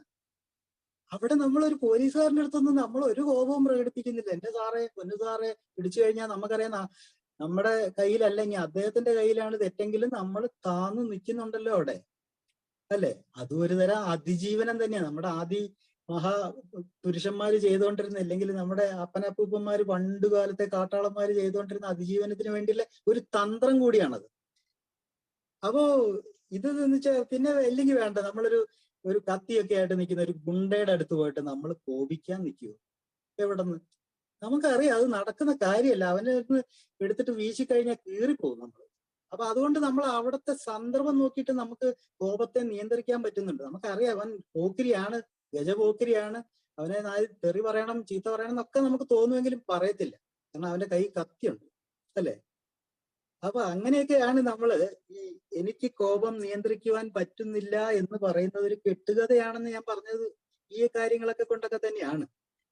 ഇനി നമുക്ക് ഈ കോപം നിയന്ത്രിക്കാൻ പറ്റും എന്നാണ് ഞാൻ പറഞ്ഞു വന്നത്. അപ്പൊ നമുക്ക് തീർച്ചയായിട്ടും അതിന്റെ കാര്യങ്ങൾ എന്തൊക്കെയാന്ന് നോക്കാം. എങ്ങനെ കോപം നിയന്ത്രിക്കാം എന്നുള്ളതിനെ പറ്റിയിട്ടുള്ള നോക്കാം. അപ്പൊ അതിനു മുമ്പ് നമുക്ക് കോപം ഉണ്ടായി വരാനുള്ള കാരണങ്ങളെ പറ്റി പെട്ടെന്ന് പറഞ്ഞു പോകാന്ന് വെച്ച് കഴിഞ്ഞാല് ഞാൻ അധികം എക്സ്പ്ലെയിൻ ചെയ്യുന്നില്ല ഈ കാര്യങ്ങളൊക്കെ. ഈ കോപം ഉണ്ടാകുന്ന കാരണങ്ങൾ ജനറലായിട്ട് പറയുകയാണെ. ഒന്ന്, നമ്മള് ക്ഷമ നശിക്കുമ്പോൾ നമ്മൾ കോപാകുലരാകുന്നുണ്ട്, നമുക്ക് കോപം വരുന്നുണ്ട്, അരിശം വരും. ഈ ക്ഷമ നശിക്കുക എന്ന് പറഞ്ഞ അവസ്ഥ എന്ന് പറഞ്ഞാൽ പലപ്പോഴും നമുക്ക് ഉണ്ടാവാറില്ല. ഈ നേരത്തെ ഈ ക്യൂ നിന്ന സമയം അവിടെ നമ്മളെ ക്ഷമ നശിച്ചപ്പോഴാണ് നമുക്ക് കോപം വന്നത്. അപ്പൊ അതൊന്ന്, ക്ഷമ നശിക്കുമ്പോൾ ഉണ്ടാകുന്ന അതൊക്കെ ഞാൻ പറയുന്ന കോപത്തിനുള്ള കാരണങ്ങൾ വിവരിക്കുക. പിന്നെ നമ്മുടെ ഈ ഒപ്പീനിയൻ, നമ്മുടെ അഭിപ്രായങ്ങൾ ഉണ്ടാവുമല്ലോ. നമ്മുടെ അഭിപ്രായങ്ങള്, നമ്മുടെ പ്രവർത്തനങ്ങള് നല്ലതാണെന്ന് നമുക്കറിയാം, പക്ഷെ ആരും അംഗീകരിക്കുന്നില്ല. അങ്ങനെ വരുമ്പോൾ ഉണ്ടാകുന്ന ഒരു ഈർഷ്യം, ഒരു കോപമൊക്കെ ഉണ്ടാവാറുണ്ട്. ഇല്ലെങ്കിൽ നമ്മൾ പ്രതീക്ഷിക്കുന്ന തരത്തിൽ ആരിൽ നിന്നും അനുമോദനങ്ങളൊന്നും കിട്ടാതെ വരുന്നു, അഭിനന്ദനങ്ങളൊന്നും കിട്ടുന്നില്ല. അങ്ങനെ വരുമ്പം ഉണ്ടായി വരുന്ന ഒരു ഉൾകോപമുണ്ട്. ചിലപ്പോൾ അത് പുറത്തേക്ക് പൊട്ടിത്തെറിച്ചു. അതൊരു കാരണമാണ്. പ്രത്യേകിച്ച് ഞാനതൊന്നും കൂടെ ആൽക്കഹോളിക്സ് അനോണിമസിൽ ആയിട്ട് റിലേറ്റ് ചെയ്ത് പറയാൻ പറ്റുന്ന ഒരു കോപാവസ്ഥയാണത്. അപ്പൊ എന്താന്ന് വെച്ചാൽ ഞാൻ നേരത്തെ പറഞ്ഞില്ല, നമ്മൾ പ്രതീക്ഷിക്കുന്ന തരത്തിലൊന്നും ആരും നമ്മുടെ പ്രവർത്തനത്തെ അംഗീകരിക്കുന്നില്ല. ഞാനിപ്പം കുടിക്കാതിരുന്നിട്ട് 17 വർഷമായി, എന്നിട്ടും എൻ്റെ വീട്ടുകാർക്കൊന്നും ഒരു മീച്ചവും ഇല്ല. അതിനെ അവരെന്നെ വരുന്ന ഒരു നല്ല കാര്യമായിട്ട് അവർ കണക്കാക്കുന്നില്ല എന്നുണ്ടെങ്കിൽ എനിക്കുണ്ടാകുന്ന ഒരു നീരസവും ഒക്കെ ഉണ്ട്. അത് വളർന്ന് കോപമായിട്ടൊക്കെ മാറാൻ സാധ്യതയുണ്ട്, അല്ലേ? നമ്മൾ ചെയ്തതിന് നമ്മളെന്തോ വലിയ കാര്യം ചെയ്ത് നമുക്കല്ലേ അറിയുള്ളൂ. നമ്മൾ കുറച്ച് ആലോചിച്ച് കഴിഞ്ഞാൽ നമുക്കറിയാം ഇത് നമ്മുടെ പ്രശ്നമാണിത്. അവരെ കുറ്റം പറഞ്ഞിട്ടൊന്നും കാര്യമില്ല. നമ്മൾ നമ്മുടെ കാര്യം നോക്കുന്നത്, നമ്മൾ കുടിക്കാതിരിക്കുന്നത് നമുക്കറിയാം ഇത് നമുക്ക് പറ്റാത്ത പരിപാടിയാണെന്ന് അറിയാം. അതുകൊണ്ട് നമ്മൾ കഴിക്കുന്നില്ല. അപ്പൊ നമുക്ക് ഈ അനുമോദനങ്ങൾ കിട്ടാതെ വരുന്ന സമയത്തും ഉണ്ടാവും ഇതേപോലത്തെ പ്രശ്നം. ആരും ഒന്നും ഒരു നല്ല വാക്ക് പറയുന്നുണ്ടാവില്ല. നമ്മൾ നല്ല കാര്യങ്ങൾ പലതും ചെയ്യുന്നുണ്ടാവും, പക്ഷെ നമുക്ക് അതിനൊന്നും അംഗീകാരവും കിട്ടുന്നില്ല, അനുമോദനങ്ങളും കിട്ടുന്നില്ല. നാച്ചുറലി കോപം ഉണ്ടാവും. പിന്നെ അടുത്തത് അന്യായങ്ങൾ കാണുമ്പം നമ്മൾ അറിയാതെ കോപിച്ചു പോകും. അത് ശരിയല്ലാത്ത കാര്യങ്ങൾ കാണുമ്പോൾ കോപിക്കുന്നുണ്ട്. ഇതെല്ലാം അങ്ങനെ ഒരു നെഗറ്റീവായിട്ടുള്ള കാര്യങ്ങളല്ല ഇതൊന്നും. അങ്ങനെ തന്നെ വേണം. അന്യായം കാണുമ്പോൾ നമ്മൾ കോപിച്ചേ പറ്റൂ. പക്ഷെ അതിന്റെ രീതികളിൽ നമ്മൾ കെയർഫുൾ ആവണമെന്ന് മാത്രമേ. പിന്നെന്ന് വെച്ചാൽ നമുക്ക് നമ്മളിൽ ഭയങ്കര ആഘാതം ഉണ്ടാക്കിയിട്ടുള്ള ചില കാര്യങ്ങളുണ്ടാവും. ആ കാര്യങ്ങൾ ഉള്ള കാരണക്കാരും ഉണ്ടാവും. അവരെ പറ്റിയൊക്കെ ഇങ്ങനെ ആലോചിക്കുമ്പോൾ തന്നെ ചിലപ്പോൾ ഒരു വല്ലാത്തൊരു, നമ്മൾ പറയത്തില്ലേ കാലിന്റെ അടിയിൽ നിന്ന് ഇങ്ങനെ പെരുത്ത് കയറി വരുന്നൊക്കെ, ഒരു ദേഷ്യം വന്നു എന്നൊക്കെ പറയും. അതൊന്നും. പിന്നെ നമ്മൾ സാധാരണഗതിയിൽ ഉണ്ടാകുന്നത് നമ്മൾ ഈ പ്രശ്നങ്ങൾ, നമുക്കെല്ലാം സമൂഹത്തിൽ ജീവിക്കുന്ന ആളാണെങ്കിൽ എന്തായാലും പ്രശ്നങ്ങൾ ഉണ്ടാവും. ഈ പ്രശ്നങ്ങളെ കുറിച്ചിട്ട് നമ്മൾ അമിതമായി ചിന്തിക്കുമ്പോൾ ആ സമയത്ത് ഉണ്ടായി വരുന്നൊരു കോപങ്ങളുണ്ട്. ഞങ്ങൾ ഇതിനെ ശാസ്ത്രീയമായിട്ട് 4 സ്റ്റേജ് പറയും. കോപത്തിന്റെ 4 സ്റ്റേജ് ആയിട്ട് ഇതിനെ മാറ്റിയിട്ടുണ്ട്. അങ്ങനെ തന്നെ ആയിക്കൊള്ളണം എന്നില്ല, അതൊരു രീതിയാണ്. ഞങ്ങൾ ഫോളോ ചെയ്യുന്ന രീതി എന്ന് പറയുന്നത് CBT എന്ന് പറയും, കോഗ്നിറ്റീവ് ബിഹേവിയറൽ തെറാപ്പി എന്ന് പറയും. അതിനിപ്പോ എന്നാ പറയുന്നത്, ഈ അവബോധ പെരുമാറ്റ ചികിത്സ, അതിലും കുറച്ചും കൂടെ നമുക്ക് അതിനെ ഒന്നും കൂടെ ഒന്ന് താത്തിക്കൊണ്ടുവരാം, കോമൺ ആക്കി കൊണ്ടുവരാം. ഈ ഒരു തരത്തിലുള്ള നമ്മുടെ പെരുമാറ്റ രീതിയിൽ ഉണ്ടാക്കേണ്ട ഒരു അറിഞ്ഞുകൊണ്ടുള്ള ഒരു പ്രവർത്തനം, ഒരു തെറാപ്പി, ഒരു ചികിത്സാ രീതി. അതനുസരിച്ചാണ് ഞാൻ ഇപ്പൊ പറഞ്ഞ ഈ ബിൽഡപ്പ്, ഈ 4 സ്റ്റേജ്. ഈ 4 സ്റ്റേജ് എന്താന്ന് വെച്ചാൽ, സ്റ്റേജ് നമ്പർ 1, അതായത് കോപത്തിന്റെ സ്റ്റേജ് നമ്പർ 1, അതിന് നമുക്ക് ബിൽഡപ്പ് എന്ന് പറയാം. ഇന്നിപ്പോ പുതിയ ന്യൂ ജനറേഷൻ ഒരു വാക്കാണ്. എല്ലാവരും ഈ കഥയിലെയൊക്കെ ബിൽഡപ്പ് ഉണ്ടാക്കുക, ഇങ്ങനെ അതിനുള്ള സാഹചര്യങ്ങളൊക്കെ ഇങ്ങനെ ഒരുങ്ങി നിൽക്കുന്ന ഒരു അവസ്ഥ. ഇത് നമ്മൾ കോപാകുലനാവാൻ വേണ്ടിയിട്ടുള്ള സാഹചര്യങ്ങളെല്ലാം ഒരുങ്ങി ഇങ്ങനെ നിൽക്കുന്ന അവസ്ഥ. രണ്ടാമത്തെ സ്റ്റേജ് എന്ന് പറഞ്ഞാൽ ഒരു സ്പാർക്ക്, ഒരു തീപ്പൊരി. ആ സ്പാർക്ക് സ്റ്റേജ് എന്ന് പറയുന്നത് ഒരു തീപ്പൊരി മതി നമ്മൾ ഇതാക്കാൻ. മൂന്നാമത്തെ നാച്ചുറലി തീപ്പൊരി ഉണ്ടായാലും എന്താ ഉണ്ടാകുന്നത്, ഒരു പൊട്ടിത്തെറി ഉണ്ടാവും, ഒരു എക്സ്പ്ലോഷൻ. അതാണ് മൂന്നാമത്തെ സ്റ്റേജ്. അപ്പം ഇത് നമ്മൾ ബിൽഡപ്പ് ചെയ്യുന്നു, ഇതിനൊരു സ്പാർക്ക് കിട്ടുന്നു, അത് പൊട്ടിത്തെറിക്കുന്നു. ഇനി ഫൈനൽ സ്റ്റേജ്, 4ാമത്തെ സ്റ്റേജ്, അതിന്റെ വരുംവരാഴികകൾ, ആഫ്റ്റർമത്ത് എന്ന് പറയും. ഈ പൊട്ടിത്തെറിക്ക് ശേഷമുള്ള അതിന്റെ പ്രശ്നങ്ങളും അങ്ങനെ കൊഴാമർച്ചിലുകളെല്ലാം കൂടെ ചേർന്ന് ഒരു അവസ്ഥ. അപ്പം ഇതാണ് ഇതിന്റെ ഒരു 4 സ്റ്റേജ് ആയിട്ട് നമ്മൾ ശാസ്ത്രീയമായിട്ട് അതിനെ അങ്ങനെയാണ് കണ്ടുകൊണ്ടിരിക്കുന്നത്. നമുക്ക് കുറച്ചുകൂടെ ടെക്നിക്കാലിറ്റീസ് ഇവിടെ എനിക്കും വലിയ താല്പര്യമില്ല ഇങ്ങനത്തെ ഈ ഭാഷ സംസാരിക്കാൻ. കാരണം നമുക്കെപ്പോഴും ലളിതമായിട്ട് പറയുമ്പോഴാണ് കുറച്ചും കൂടെ കൂടുതൽ അങ്ങോട്ടും ഇങ്ങോട്ടും ഒക്കെ മനസ്സിലാകുന്നത്. ആൾക്കാർക്ക് തലേ കയറുന്നതും ലളിതമായിട്ട് പറയുമ്പോൾ. അതുകൊണ്ട് അതൊന്നും എനിക്ക് തോന്നുന്നു ഈ എയിലൂടെ നടന്നിട്ട് കിട്ടിയൊരു ശീലമായിരിക്കും. കീപ്പ് ഇറ്റ് സിമ്പിൾ എന്നുള്ള എപ്പോഴും കേൾക്കുന്ന ഒരു സൂക്താണല്ലോ. അങ്ങനെയാണെങ്കിൽ നമുക്കൊരു കീപ്പ് ഇറ്റ് സിമ്പിളിലേക്ക് കടക്കുന്നതായിരിക്കും നല്ലത്. ഇതൊരു ധാർമ്മിക വികാരമാണെന്ന് പറയാം കോപം. അതെങ്ങനെയാ ഈ ധാർമ്മിക വികാരം എന്നെങ്ങനെയാ നമ്മൾ പറയുന്നത്? അതായത് അവനവന്റെ ഒരു നീതിബോധം ഉണ്ടാവില്ല. എനിക്കായാലും നിങ്ങൾക്ക് എല്ലാവർക്കും അവനവന്റേതായ ഒരു നീതിബോധം ഉണ്ടാവും. അതിൽ അധിഷ്ഠിതമായ രീതിയിൽ കാര്യങ്ങൾ നടക്കുന്നില്ല എന്ന് വിചാരിക്കും. നമ്മുടെ നീതിബോധത്തിനനുസരിച്ച് കാര്യങ്ങൾ നടക്കുന്നില്ലാത്തൊരവസ്ഥ വരുമ്പം ഉണ്ടാവുന്ന ഒരു വികാരം, ഞാൻ വിചാരിച്ച മാതിരി കാര്യങ്ങൾ നടക്കുന്നില്ല, അപ്പൊ ഉണ്ടാവുന്ന ഒരു വികാരം. അത് വേണമെങ്കിൽ ഇങ്ങനെ പറയാനെ, നമുക്ക് എല്ലാവർക്കും പല കാര്യങ്ങളും ഇങ്ങനെ ആയിരിക്കണം എന്നൊരു ഒരു ഒരു മർക്കടമുഷ്ടി പലപ്പോഴും കാണാറുണ്ട്. ചില കാര്യങ്ങൾ ഇങ്ങനെ ആയിരിക്കണം, അല്ലെങ്കിൽ അതിന്റെ ഓപ്പോസിറ്റും ഉണ്ടാവും. ചില കാര്യങ്ങൾ ഇങ്ങനെ ആവാനേ പാടില്ല. ഇത് രണ്ടും നമ്മുടെ തലയ്ക്കകത്ത് നമ്മൾ ഇംപ്രിന്റ് ചെയ്ത് ഇങ്ങനെ കൊത്തി വെച്ചിട്ടുള്ള 2 കാര്യങ്ങളാണ്. ചില കാര്യങ്ങൾ ഇങ്ങനെ ആയിരിക്കണം, ചിലത് ഇങ്ങനെ ആയിരിക്കരുത്. ഞാൻ ഇങ്ങനെ ആയിരിക്കണം എന്ന് പറഞ്ഞ കാര്യത്തിൽ തമാശ രൂപത്തിൽ പറയുകയാണെങ്കിൽ, ഞാൻ ജോലി വിട്ട് കഴിഞ്ഞു വന്ന ഉടനെ ഞാൻ എന്നെ കാണുമ്പോഴേ തന്നെ പൂമുഖവാതിൽക്കൽ സ്നേഹം പരത്തുന്ന ആ ഭാര്യ അവിടെ വേണം, എനിക്ക് ചായ കൊണ്ടുതരണം, ഇങ്ങനെ ആയിരിക്കണം, എനിക്ക് ചായ കിട്ടിയിരിക്കണം. ഇങ്ങനെ ആവാൻ പാടില്ല എന്ന് വിചാരിക്കുന്ന സാധനം എന്താന്ന് വെച്ചാൽ, എനിക്ക് ഏറ്റവും ഇഷ്ടം ചായയാണ്, പക്ഷെ അതിന് പകരം എനിക്ക് കാപ്പി കൊണ്ടുതരാൻ പാടില്ല. ഈ വകയുള്ള കൊച്ചു കൊച്ചു കാര്യങ്ങളൊക്കെ ഇവിടെ നിന്നൊക്കെ. അതുകൊണ്ടാണ് പറയുന്നത്, നമ്മൾ ഇഷ്ടത്തിനനുസരിച്ച് കാര്യങ്ങൾ നീങ്ങിയിട്ടില്ലെങ്കിൽ ഉണ്ടായി വരുന്നൊരു വികാരം. അത്രയും വിചാരിച്ചാൽ മതി. പിന്നെ മറ്റുള്ളവരുടെ പെരുമാറ്റ രീതികളോട് നമുക്കുണ്ടാകുന്ന ഒരു അതൃപ്തി, അല്ലെങ്കിൽ എന്താ പറയുന്നത്, ഒരു വിയോജിപ്പ്. അവരങ്ങനെ ചെയ്തത് ശരിയായില്ല, ഇവരിങ്ങനെ ചെയ്തത് ശരിയായില്ല, ആ ഒരു ചിന്ത അവിടെ നിന്നുണ്ടായി വരുന്ന ഒരു കോപം. പിന്നെ പ്രത്യേകിച്ച് പറയാനാണെങ്കിൽ ഈ ശരി തെറ്റ്, അല്ലെങ്കിൽ നല്ലത് ചീത്ത, നേരത്തെ മുമ്പേ ഞാൻ പറഞ്ഞതാ, അത് ഒന്നിലും ഇങ്ങനെ അല്ലെങ്കിൽ അങ്ങനെ, അങ്ങനെയൊക്കെ എല്ലാത്തിനെ പറ്റിയിട്ട് നമ്മുടെ ഉള്ളിൽ ഉണ്ടാകുന്ന ഒരു സ്ഥിരതയുണ്ട്, ഒരു സ്റ്റോക്ക് സാധനങ്ങളുണ്ട്.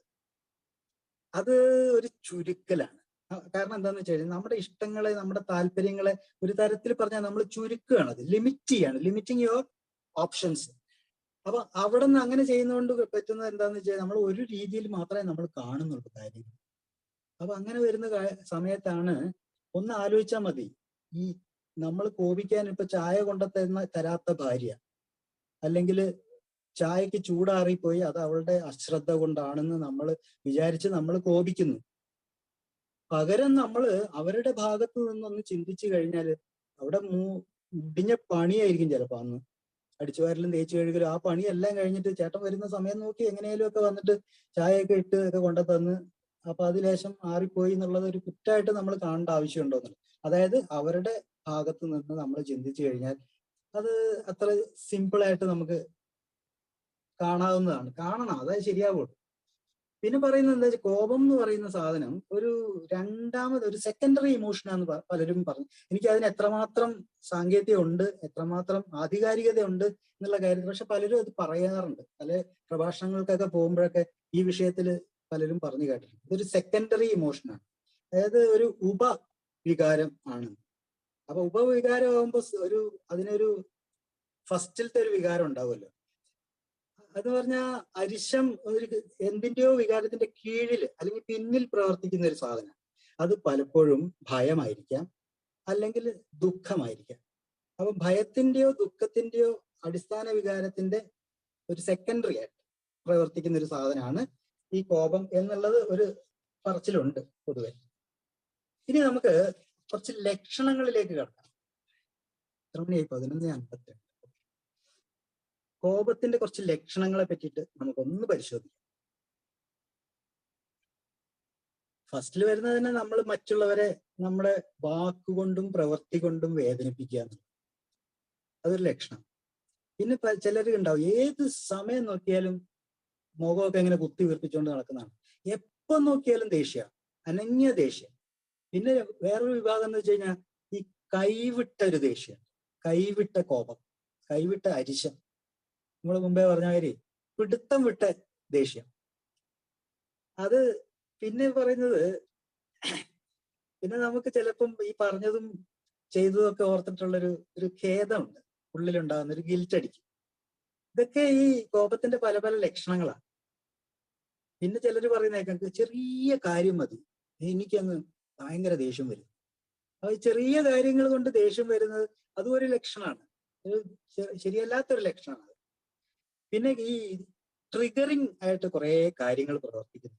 ട്രിഗറിങ് ഞാൻ ഉദ്ദേശിക്കുന്നത് നമ്മൾ പെട്ടെന്ന് കോപം ഉണ്ടാക്കുന്ന ചില കാര്യങ്ങളും വസ്തുക്കളും ഒക്കെ ഉണ്ടാവും. അത് നമ്മളൊന്ന് പെട്ടെന്നൊന്ന് ഓടിക്കഴിഞ്ഞാൽ ഇത് മാനസികമായിട്ടും ശാരീരികമായിട്ടും രണ്ട് തരത്തിലുള്ള ഈ ട്രിഗേഴ്സ് ഉണ്ട്.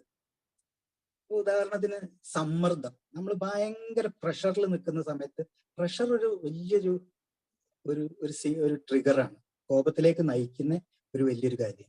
നമുക്ക് മാനസിക സമ്മർദ്ദം ഇല്ലാത്തവരാരുമില്ല, പക്ഷെ അത് അമിതമാകുന്ന സമയത്ത് അത് കോപത്തിലേക്ക് നമ്മളെ എത്തിക്കുന്നു. പിന്നെ ഈ സാമ്പത്തിക പ്രശ്നം ആർക്കാ ഇല്ലാത്ത? എന്നൊക്കെ പറഞ്ഞു കഴിഞ്ഞാലും നമ്മളെ സാമ്പത്തിക പ്രശ്നം നമ്മളെ വല്ലാതെ ഞെരുക്കിക്കൊണ്ടിരിക്കുന്ന സമയത്ത് നമ്മളെ മാനസിക നിലയൊക്കെ തെറ്റാറുണ്ട്. നമുക്ക് ഇല്ലാത്ത കോപമൊക്കെ ഉണ്ടായി വരും. ചെറിയ കാര്യത്തിന് നമ്മൾ ദേഷ്യം പിടിക്കും. ഇതൊക്കെ വീട്ടിലാണ് മിക്കവാറും പ്രകടിപ്പിക്കുക നമ്മൾ. പിന്നെ വരുന്നത് എന്താ വെച്ചാൽ കുടുംബ പ്രശ്നങ്ങൾ ഉണ്ടാവും. ഈ കുടുംബ പ്രശ്നം ഉണ്ടാവും, അതൊരു ട്രിഗറാണ്. കുടുംബ പ്രശ്നം വരുമ്പോൾ ഇതെന്താ എന്റെ വീട്ടിൽ മാത്രം എങ്ങനെ, ബാക്കി എല്ലാവരും എന്ത് സമാധാനമായിട്ട് ജീവിക്കുന്നു, അവിടെ നിന്നുണ്ടാകുന്ന ഒരു കോപം, ഒരു രോഷം ഒക്കെ ഉണ്ട്. പിന്നെ പൊതുവെ ഇതെനിക്കുള്ളൊരു വലിയൊരു പ്രശ്നമാണ്, എന്നെ ആരും ശ്രദ്ധിക്കുന്നില്ല, എന്റെ കാര്യം ആരും നോക്കുന്നില്ല, എനിക്ക് എന്റെ കാര്യം മാത്രം നോക്കാനുള്ള ആരുമില്ല. അവിടെ നിന്നുണ്ടായി വരുന്ന ഒരു കോപമുണ്ട്. പിന്നെ ഞാൻ ചെയ്യുന്നതിനൊന്നും ആരും ഒരു വില തരുന്നില്ല, അങ്ങനെ ഉണ്ടായി വരുന്നൊരു കോപം. അവസാനം പറയുകയാണെങ്കിൽ ഭയത്തുനിന്നും ഒരു കോപം ഉണ്ടായി വരാറുണ്ട്.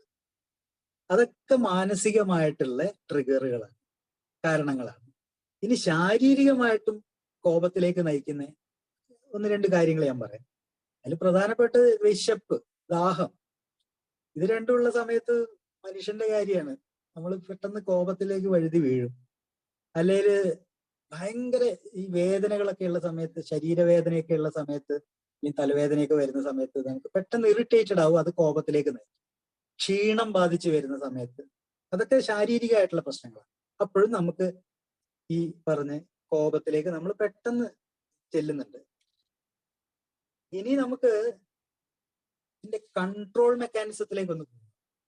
കോപത്തിന്റെ ഒരു കൺട്രോൾ. എനിക്ക് എപ്പോഴും ഇങ്ങനത്തെ ഈ കാര്യങ്ങളൊക്കെ പറയുമ്പോൾ കൂടുതലും പരിഹാരങ്ങളിലേക്ക് ചെല്ലുക എന്നുള്ള, പ്രശ്നങ്ങളിൽ കൂടുതൽ ഇങ്ങനെ നമ്മൾ വ്യാപരിച്ച് നടക്കുന്നതിലേക്കാളും നല്ലത് പ്രശ്നം എല്ലാവരും അനുഭവിച്ച കാര്യങ്ങളൊക്കെ തന്നെ. കോപം എന്ന് പറഞ്ഞ പ്രശ്നം പ്രത്യേകിച്ചും നമുക്ക് എല്ലാ അനുഭവമുള്ള കാര്യങ്ങളാണ്. നമുക്ക് നമ്മൾ അഗ്രഗണ്യന്മാരാണെന്ന് തന്നെ. പക്ഷെ പരിഹാരത്തിലേക്ക് എത്തുമ്പോഴേ അതിനൊരു അർത്ഥവത്താകുന്നുള്ളൂ എന്ന് എനിക്ക് തോന്നുന്നു. നമുക്കിനി ആ ഭാഗത്തേക്ക് കിടക്കാം, പരിഹാരത്തിന്റെ മാർഗങ്ങളിലേക്ക് കിടക്കാം. ഏറ്റവും നല്ലൊരു രീതി എന്ന് പറഞ്ഞാല്, കോപത്തെ അടക്കാനായിട്ട് ഏറ്റവും നല്ല രീതി എന്ന് പറഞ്ഞാല് അതൊരു റിലാക്സേഷൻ നമ്മൾ പറയുന്നൊരു കാര്യം.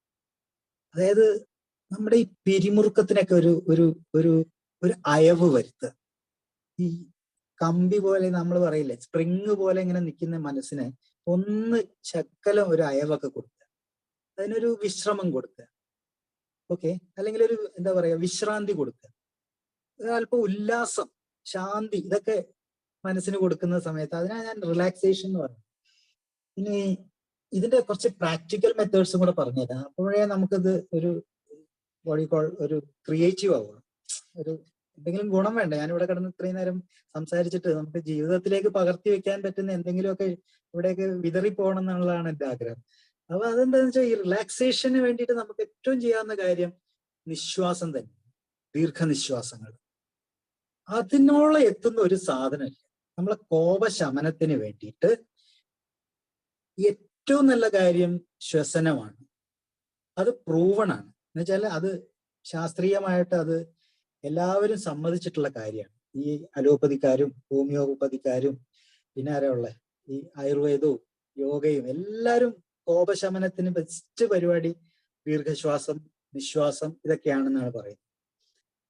പിന്നെ അതുകൂടാതെ രണ്ടാമത്തെ ഒരു കാര്യം എന്ന് പറയാനുള്ളത്, നമ്മുടെ ആലോചനയിലേക്ക് നല്ല ഭംഗിയുള്ള കാഴ്ചകൾ കൊണ്ടുവന്ന് നോക്കും.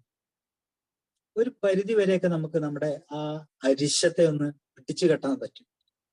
കേൾക്കുമ്പോൾ അത്ര ഒരു പ്രാക്ടിക്കൽ ആണെന്ന് തോന്നിയല്ല, പക്ഷെ ഒന്ന് ശ്രമിച്ചു നോക്കുന്നതിൽ കുഴപ്പമൊന്നുമില്ല. അതായത് ഉദാഹരണം ഞാൻ ചെയ്യുന്ന ഒരു കാര്യം, ഞാനിപ്പോ പറഞ്ഞില്ലേ, ഞാൻ മിക്ക ദിവസവും കടപ്പുറത്ത് പോയിരിക്കുന്നത്, അതൊരു ഭയങ്കര റിലാക്സേഷനാണ്. അവിടെ പോയിട്ട് ആ കടൽ നോക്കി ഇങ്ങനെ ചുമ്മാ ഇരുന്ന് അതൊരു വലിയൊരു സുഖം കിട്ടുന്നൊരു കാര്യമാണ്. പിന്നെ നമ്മൾ മുറ്റത്തുള്ള ഈ ഇലയും പൂവും ഇതിലേക്കൊക്കെ ഒന്ന് ദൃഷ്ടി പായിച്ചു കഴിഞ്ഞാൽ ഒരുപാട് റിലാക്സേഷൻ കിട്ടുന്ന സാധനം. ഈ എന്താ ചിത്രശലഭങ്ങളും ഒക്കെ, പിന്നെ ചാറ്റം മഴ കൊള്ളുന്നതും ഒരു ഭയങ്കര റിലാക്സേഷനാണ്. അങ്ങനെ കുറച്ച് ഭംഗിയുള്ള കാഴ്ചകള് അതൊക്കെ നമുക്ക് ട്രൈ ഔട്ട് ചെയ്യാവുന്നതാണ്. കാരണം ഇതൊന്നും എല്ലാവർക്കും ഒരേപോലെ ഒന്നും പ്രവർത്തിച്ചോളണം എന്നില്ല. അത് വ്യത്യസ്തതയാണല്ലോ മനുഷ്യന്റെ ഒരു വലിയൊരു കാര്യം.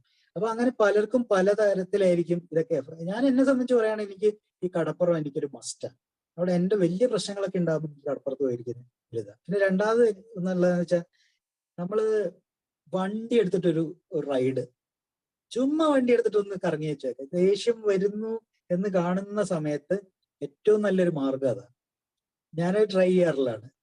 ചുമ്മാ വണ്ടിയൊക്കെ എടുത്തുനിന്ന് ഒരു കറക്കമൊക്കെ കറങ്ങി വേണേ പോയിട്ട് ഒരു ചായയൊക്കെ കടയിൽ പോയിട്ട്, ഇപ്പൊ കടയൊന്നും ഇല്ല, നല്ലൊരു ചായയൊക്കെ കുടിച്ചൊക്കെ തിരിച്ചു വരുമ്പോഴേക്കും ഒന്ന് തണുക്കും.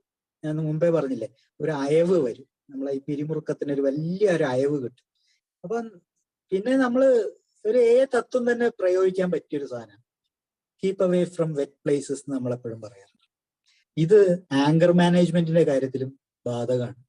നമുക്ക് പറ്റാത്ത ഒരിടം, നമ്മുടെ രോഷം ഉയരാൻ സാധ്യതയുണ്ട് എന്ന് കാണുന്ന സമയത്ത് സ്കൂട്ട് ചെയ്തേക്ക് അവിടെ നിന്ന്. അതൊരു രക്ഷപ്പെടലൊന്നും അല്ല. അങ്ങനെ കരുതണ്ട.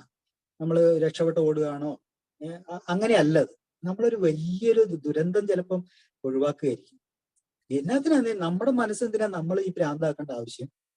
അപ്പൊ അവിടെ നിന്ന് നമുക്കത് ഭ്രാന്താവുന്നെന്ന് തോന്നാൻ തുടങ്ങുമ്പോൾ തന്നെ അവിടെ നിന്ന് വിട്ടു പോയേക്കുക, സ്ഥലം കാലിയാക്കുക എന്ന് ഞങ്ങൾ കോഴിക്കോട്ടുകാർ പറയും. അപ്പൊ അതത് ട്രൈ ചെയ്ത് അത് ഇഫക്റ്റീവാ കേട്ടോ. അത് അവിടെ നിന്ന് പെട്ടെന്ന് പോയേക്കുക. പിന്നെ നമ്മൾ വെള്ളം കുടിക്കാനൊക്കെ പറയും. പെട്ടെന്ന് ഒരു മടമടാന്ന് ഒരു ഗ്ലാസ് വെള്ളം അങ്ങോട്ട് എടുത്ത് കുടിക്കുമ്പോൾ കുറച്ചൊരു ശമനമൊക്കെ കിട്ടും അരിശത്തിന്. പിന്നെ വിചിത്രമായിട്ടുള്ള 2-3 കാര്യങ്ങളും കൂടെ പറയും. ഇത് വിചാരിക്കരുത്, ദയവ് ചെയ്തിട്ട് ആരും ഈ കോമാളിത്തരാന്നൊന്നും വിചാരിക്കരുത്. ഇതൊരു കോമാളിത്തരാണ് ഞാൻ പറയാം. ഞാൻ ചെയ്യുന്നൊരു കാര്യമാണ്. അതായത് ഇപ്പൊ എല്ലാവരുടെ കയ്യിലും എപ്പോഴും നമ്മുടെ കയ്യിൽ ഫോണുണ്ട്. ഞാനൊരു 5-8-10 കോമഡി സീൻ എടുത്ത് വെച്ചിട്ടുണ്ട്. അതില് ഇന്നസെന്റും ജഗതിയും മാത്രമേ ഉള്ളൂ. ആ കിലുക്കത്തിലെ സീന്, അങ്ങനെയൊക്കെയുള്ള കുറച്ച് സാധനങ്ങൾ എടുത്ത് വെച്ചിട്ടുണ്ട്.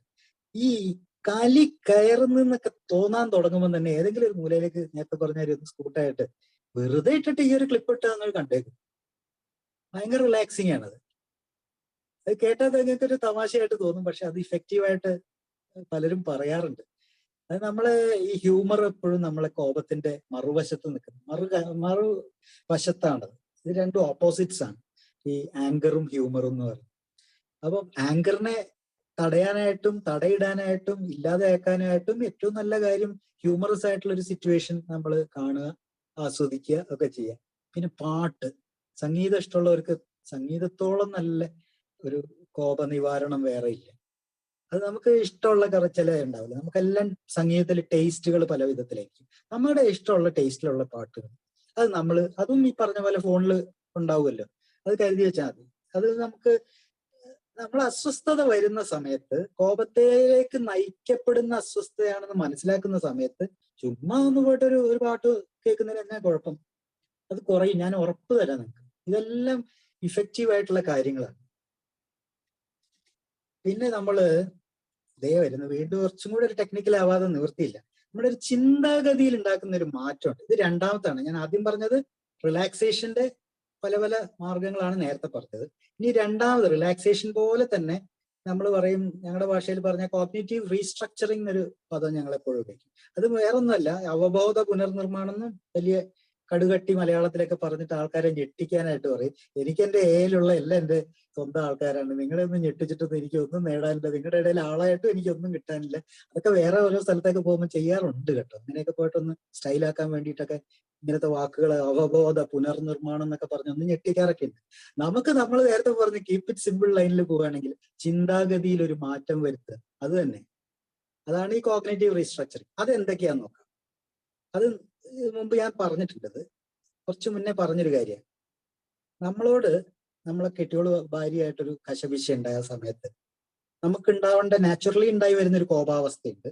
അതിൽ നിന്ന് വ്യത്യസ്തമായിട്ട് നമ്മൾ ഇങ്ങനെയൊന്ന് ഒരു ചിന്താഗതിയിൽ ഒരു മാറ്റം വരുത്തിയിട്ട്, എന്തിനായിരിക്കും ഇവൾ അങ്ങനെ പറഞ്ഞത് എന്നോട് എന്നൊരു ചിന്ത കൊണ്ട്. അല്ലാണ്ട് അവൾ അങ്ങനെ എന്നോട് പറയാൻ പാടുണ്ടോ, വരുമ്പട്ടവൾ അവൾ അങ്ങനെ പറഞ്ഞില്ല എന്നാ കൊടുക്കണം അവക്കിട്ട്, ആ ചിന്താഗതി മാറ്റിയിട്ട് എന്തിനായിരിക്കും അവൾ അങ്ങനെ പറഞ്ഞത്. 2, അവൾ അങ്ങനെ പറഞ്ഞതിലൊരു ചെറിയ ശരിയില്ലേ? ഇതൊക്കെ ഒരു തോട്ട് പ്രോസസ്സിൽ, നമ്മളെ ചിന്താഗതിയിൽ നമ്മൾ മാറ്റം വരുത്തുകയാണ്. അവൾ അങ്ങനെ പറഞ്ഞതിലൊരു കാര്യമില്ലേ എന്നൊരു ചിന്ത കൊണ്ടുവരിക തലയിലേക്ക്.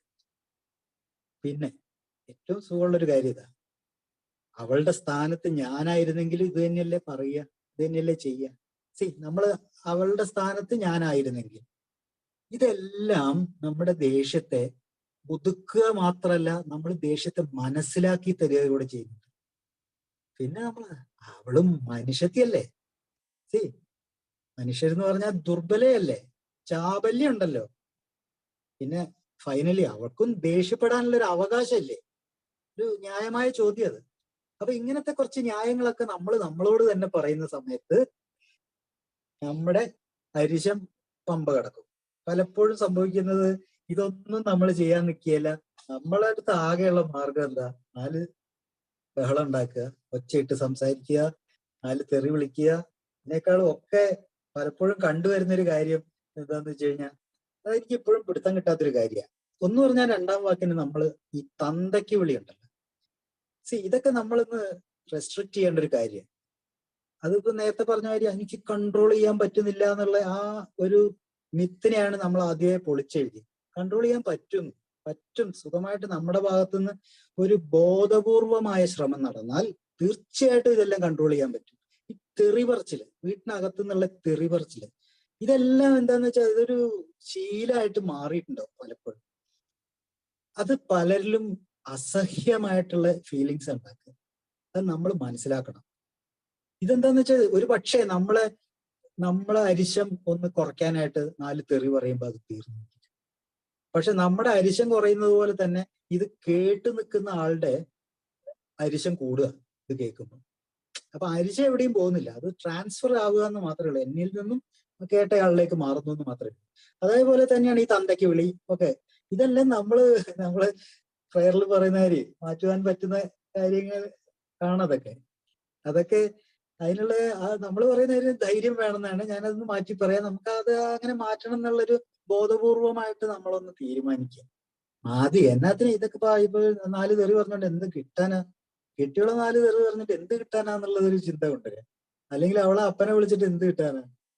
ഇപ്പൊ എന്തൊക്കെ പറഞ്ഞാലും ഒരു ചായ കൊണ്ട തരുന്നത് ആ തന്തപ്പിടിക്ക് കൊണ്ടങ്ങാട്ട അബദ്ധത്തിലുണ്ടായതാണേലും എങ്ങനെയാണേലും അദ്ദേഹത്തിന്റെ ബീജം പ്രവർത്തിച്ചുകൊണ്ടാണല്ലോ നമുക്ക് ഇങ്ങനെ ഒരു സാധനത്തിനെ നമ്മുടെ കൈ കിട്ടിയത്. അങ്ങനെയൊക്കെ വിചാരിച്ച് നന്ദിയുള്ളവരാവുക എന്നുള്ളതാണ് അതിനുള്ളൊരു മാർഗം. ദേഷ്യം പിന്നെ ഉണ്ടാവില്ല നമുക്ക്. പിന്നെ എന്നാ പറയണ്ടേ? ഇനി ഒരു ഫൈനലി 2-3 ടിപ്സും കൂടെ തരാം, എന്നാലേ നമുക്കിതൊന്ന് ഫൈനൽ ആവുകയുള്ളൂ.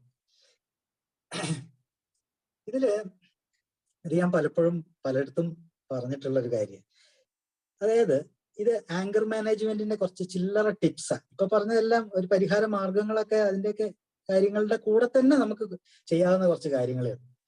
അതായത് ആലോചിച്ച് സംസാരിക്കുക. കേൾക്കുമ്പോൾ വളരെ സിമ്പിൾ ആയിട്ട് തോന്നും, പക്ഷെ അത് പ്രവൃത്തിയിലേക്ക് കൊണ്ടുവരാനായിട്ട് പലപ്പോഴും കുറച്ചൊരു ബുദ്ധിമുട്ടുണ്ട്. അത് നമ്മുടെ ഒന്നും കുഴപ്പമല്ലത്. അങ്ങനെയാണ് മനുഷ്യന്റെ ശരീരം ഉണ്ടാക്കി വെച്ചേക്കുന്നത്. ഞാൻ ഉദാഹരണം പറഞ്ഞുതരാം. അതായത് നമ്മുടെ തലച്ചോറ്, മസ്തിഷ്കം, ബ്രെയിൻ, ഈ ബ്രെയിനും നമ്മുടെ നാവും തമ്മില് ഉള്ള അകലം ഒന്ന് ആലോചിച്ച് നോക്കി. ഒരു ചാണുണ്ടാവും, അത്രേ ഉള്ളൂ, അതുപോലും ഇല്ല അല്ലേ? ഒരു 6 ഇഞ്ച് അടുത്ത് നിൽക്കുന്ന സാധനമാണ് ഈ മസ്തിഷ്കവും നാവും. അതുകൊണ്ട് തന്നെ ഈ ആലോചിച്ച് സംസാരിക്കുക എന്ന് പറയുന്നത് കുറച്ചൊരു ബുദ്ധിമുട്ടാണെന്ന് ഞാൻ പറഞ്ഞില്ല. എന്നുവെച്ചാൽ ആലോചന ബ്രെയിനിൽ ഉണ്ടാവുമ്പോൾ തന്നെ അത് നാവിൽ എത്തിക്കഴിഞ്ഞു, പെട്ടെന്ന് ഇവിടെ എത്തി.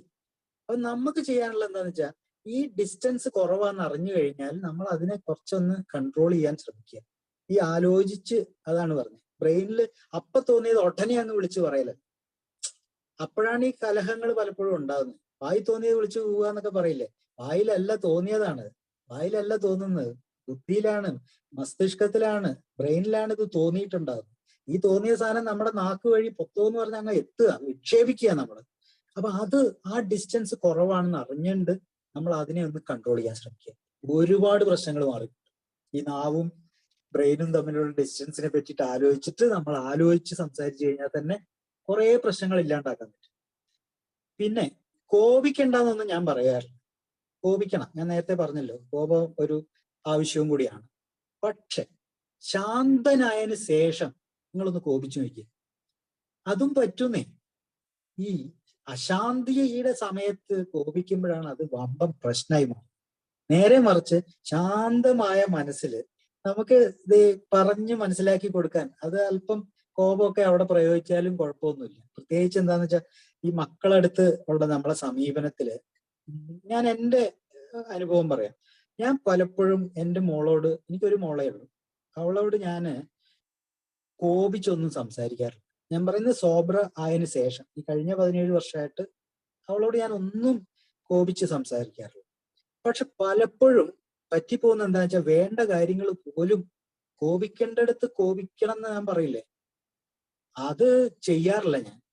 അപ്പൊ അതിന്റെ ഭവിഷ്യത്തുകളൊക്കെ ഞാൻ തന്നെ അനുഭവിക്കുന്നുണ്ട്, ആ കൊച്ചിനും അനുഭവിക്കുന്നുണ്ട്. അതായത് അപ്പൻ എന്നുള്ള നിലയിൽ നമ്മൾ ചില സമയങ്ങളിൽ നമ്മൾ കുറച്ച് ഹാർഷായിട്ട് നിൽക്കേണ്ട കാര്യങ്ങൾ ഉണ്ടാവും. കുടുംബമല്ലേ, പലതും ഉണ്ടാവുമല്ലോ. അവിടെ നമ്മൾ റിയാലിറ്റി തന്നെ വേണം, യാഥാർത്ഥ്യബോധത്തോടു കൂടി തന്നെ അച്ഛനാണ്. അവിടെ നമുക്ക് അത്യാവശ്യം കോപിച്ചാലും പ്രശ്നമൊന്നുമില്ല. അപ്പൊ അത് എനിക്ക് വലിയ ബുദ്ധിമുട്ടുള്ള ഒരു കാര്യമാണ്. അതിന്റെ ഒരു ബുദ്ധിമുട്ട് ഞാൻ അനുഭവിച്ചിട്ടുണ്ട്. അപ്പൊ ഇതാണ് ഞാൻ പറഞ്ഞു വന്നത്. പക്ഷെ പറയുമ്പോൾ നമ്മൾ അവരോട് കോപിക്കുകയാണെങ്കിൽ പോലും നമ്മൾ ശാന്തരായിട്ട് വേണം പറയാൻ. പിന്നെ ബെസ്റ്റ് ഒരു ടിപ്പ് എന്ന് പറഞ്ഞു കഴിഞ്ഞാൽ, എന്റെ ജീവിതത്തിൽ ഞാൻ ഇപ്പോഴും ചെയ്തുകൊണ്ടിരിക്കുന്ന ഒരു കാര്യം എന്ന് പറഞ്ഞാൽ ശരീര വ്യായാമമാണ്. പക്ഷെ അതിനുള്ള അത്രയും നല്ലൊരു സാധനം ഞാൻ വേറെ കണ്ടിട്ടില്ല. ഒരുപാട് നമ്മുടെ ഈ കോപത്തിന്റെ ആ ഒരു തോതൊക്കെ കുറയുന്നുണ്ട്, അല്ലെങ്കിൽ അതിന്റെ ഇന്റൻസിറ്റി, അതിന്റെ ശൗര്യം കുറയുന്നുണ്ട്. ഒന്നുമില്ല, ഞാനൊന്നും ചെയ്യാറില്ല. ഞാൻ ആകെ ഒരു ദിവസം ഒരു 3/4 മണിക്കൂറൊക്കെ നടക്കും, നന്നായിട്ട് നടക്കാറുണ്ട്.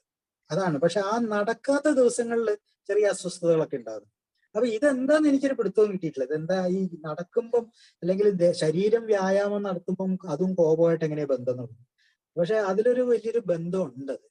കാരണം ഈ വ്യായാമം ചെയ്യുമ്പോഴും നമ്മളിൽ ഉണ്ടാകുന്ന ഒരുപാട് കെമിക്കൽസ്, ഹോർമോൺസ് നമ്മളിൽ ഒരുപാട് ഉണ്ടാവും. അപ്പൊ അതിൽ പെട്ട കുറെ ഫീൽ ഗുഡ് ഹോർമോൺസ് എന്ന് പറയാറുണ്ട്. ഈ ഡോപ്പമിൻ, അങ്ങനെയൊക്കെയുള്ള കുറെ സാധനമുണ്ട്.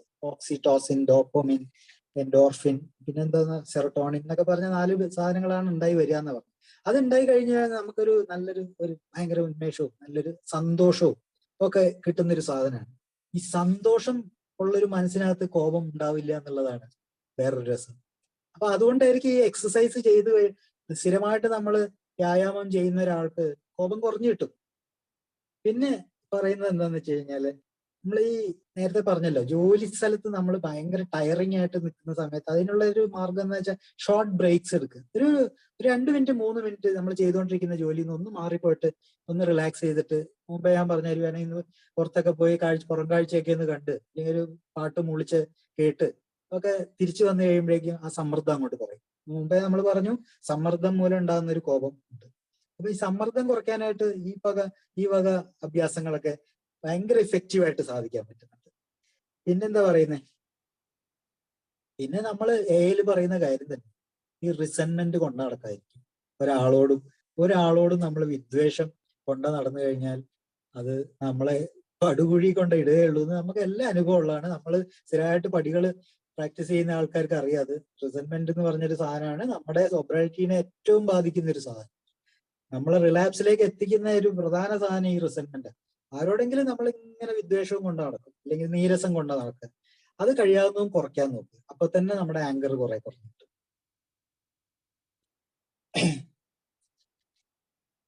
വേറൊരു കാര്യം, ഇതും എൻ്റെ ഒരു ഭ്രാന്താണ്, എൻ്റെ ഒരു സ്വകാര്യ ഭ്രാന്തുകളിൽ പെട്ടവരാണ് കോപം എന്ന് പറഞ്ഞ സാധനത്തിന് മാത്രമല്ല, പലതിനും ഉപകാരപ്രദമായിട്ടുള്ള ഒരു കാര്യം എന്ന് വെച്ചാൽ കണ്ണാടി നന്നായിട്ട് ഉപയോഗിക്കുക എന്നുള്ളത്.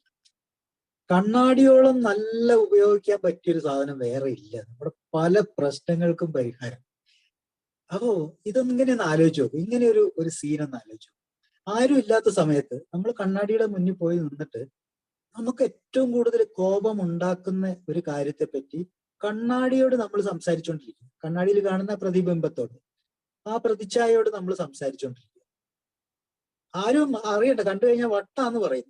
അല്ലെങ്കിൽ തന്നെ നമ്മളൊക്കെ വട്ടാന്ന് എഴുതി തള്ളിയ കൂട്ടരായിരുന്നു നമ്മൾ. ഇപ്പോഴും ആൾക്കാരൊന്നും അത് അത്ര മാറിയിട്ടൊന്നും ഇല്ലെങ്കിലും ഇപ്പോഴും പറയാം അവന് വട്ടാന്ന് പറയും. അപ്പൊ അത് വേണ്ട. നമ്മൾ മാത്രമുള്ള സമയത്ത് നമ്മളും കണ്ണാടിയും മാത്രമായിട്ട് ഒരു സംഭാഷണത്തിൽ ഏർപ്പെടുക. ഇത് നമ്മുടെ പ്രശ്നങ്ങൾ നമ്മൾ അതിനോട് പറയുന്നു, എന്നിട്ട് നമ്മൾ തന്നെ അതിന്റെ ഉത്തരവും പറയുന്നു. ഈ ഒരു ഭ്രാന്തൻ ലൈന് ചിലപ്പോൾ ചിലർക്കൊക്കെ ഇഫക്റ്റീവായിട്ട് മാറാറുണ്ട്. പിന്നെ വേറൊന്നുമില്ല. പിന്നെന്ന് പറയാനാണെങ്കിൽ ജപ്പാനിലൊക്കെ ഇങ്ങനെ പറഞ്ഞു കേട്ടിട്ടുണ്ട്, ഞാനിതുവരെ കണ്ടിട്ടോ പോയിട്ടോ ഒന്നുമില്ല. അവിടെ ഈ പഞ്ചിങ് ബാഗ് വെക്കും ഈ ജോലി സ്ഥലത്തെ. അതെന്താന്ന് വെച്ച് കഴിഞ്ഞാൽ നമ്മൾ ഈ ബോക്സിങ്ങിനൊക്കെ കണ്ടിട്ടില്ല, ഒരു ബാഗ് മണ്ണാണോ എന്താണോ അതിനകത്ത് കെട്ടിത്തൂക്കിയിട്ടിരിക്കുന്ന ഒരു സാധനം, അതേ ചെന്ന് ഇടിയായിരിക്കുമല്ലോ പ്രാക്ടീസിന്റെ സമയത്ത്. അതിനാണ് പഞ്ചിങ് ബാഗ്. ഈ പഞ്ചിങ് ബാഗ് ഓഫീസുകളിൽ കെട്ടിത്തൂക്കിയിടുന്നു ജപ്പാനിൽ. എന്നിട്ട് ഈ പഞ്ചിങ് ബാഗിന്റെ മുകളിലത്തെ ഭാഗത്ത് അവരുടെ ബോസിന്റെ ഒരു മുഖചിത്രം പതിച്ചു വെക്കും. മേലധികാരിയുടെ ഒരു മുഖചിത്രവും ആ പഞ്ചിങ് ബാഗിൽ വെക്കുക. എന്നിട്ട് ഇടിയോടിട്ടിയ.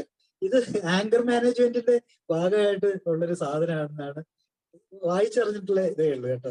ഒരു തമാശയായിട്ട് എനിക്ക് തോന്നുന്നു. പിന്നെ ഞാൻ ഇപ്പം നിർത്താം, തീരാറായി. ഒരു 4 മാറ്റാവുന്ന 4 ശീലങ്ങളും കൂടെ പറഞ്ഞ് നമുക്ക് നിർത്താം. എന്താന്ന് വെച്ചാൽ ഈ അമിതമായിട്ട് ഒച്ചയിട്ടുള്ള സംസാരം നമുക്കൊന്ന് നിർത്താനായിട്ട് പറ്റുമോ നോക്കാം. ഈ ഒച്ചയിട്ട് സംസാരിക്കുന്നത് എന്തിനാണെന്നുള്ളത് ആദ്യം ഒന്ന് മനസ്സിലാക്കിയ അതിൽ നല്ലതായിരിക്കും. നമ്മൾ അസർട്ടൈൻ ചെയ്യുക. കാരണം ഇതാ ഞാൻ പറയുന്നത് ശരിയാണെങ്കിലും തെറ്റാണെങ്കിലും അത് ശരിയാ. ഓക്കെ, അതിനെ നമ്മൾ ഒച്ചയിട്ട് സംസാരിക്കും. ഈ പലപ്പോഴും നമുക്ക് പറയുന്ന കാര്യത്തോട് നമുക്കൊരു ധൈര്യക്കുറവോ നമുക്കൊരു സംശയങ്ങളോ ഒക്കെ ഉള്ളപ്പോൾ നമ്മൾ ഒച്ച കൂട്ടും. അതാണ് കഴിയാവുന്ന ഒച്ചയിടാതെ ശാന്തമായിട്ടുള്ള സംസാരമാണ് കമ്മ്യൂണിക്കേഷൻ ഏറ്റവും നല്ലത്. മറ്റേ ഈ ഒച്ച കൊണ്ട് അതിലെല്ലാം മുങ്ങിപ്പോകും. പിന്നെന്ന് പറഞ്ഞാൽ ഈ എന്താ പറയാ, അത് മക്കളോടൊക്കെ പലപ്പോഴും പറ്റിപ്പോകുന്നതാണ് ഈ എടുത്ത കൈ പുറത്തിടുക എന്ന് പറയും. ഞാനൊക്കെ അടി വാങ്ങിയിട്ട് എനിക്ക് എന്റെ അപ്പനോട് ഭയങ്കര വിരോധം ഉണ്ടായിരുന്നല്ലോ. അത് കുറെ കാലം ഞാൻ കൊണ്ടാടും. കുടിച്ചോണ്ടിരിക്കുന്ന സമയത്തൊക്കെ എനിക്ക് പുള്ളിക്കാരനോട് ഭയങ്കര വിരോധം. അതിന് കാരണം എന്താന്ന് വെച്ചാൽ ഈ അടിയുടെ പ്രശ്നങ്ങളാണ്. എടുത്ത കൈ പുറത്തിടുക എന്ന് പറഞ്ഞു കേട്ടിട്ടുള്ളൂ. എനിക്ക് നന്നായി പുള്ളിക്കാരന്റെ അടി കിട്ടിയിട്ടുള്ളത്. അപ്പൊ കഴിയാവുന്ന മക്കളെ നമ്മള് തല്ലി വളർത്തണം എന്നൊക്കെ പറയും, എന്നാലും ഒന്ന് റിസ്ട്രെയിൻ ചെയ്യുക. ഞാൻ പറഞ്ഞ മാറ്റാവുന്ന ശീലങ്ങളാണ്.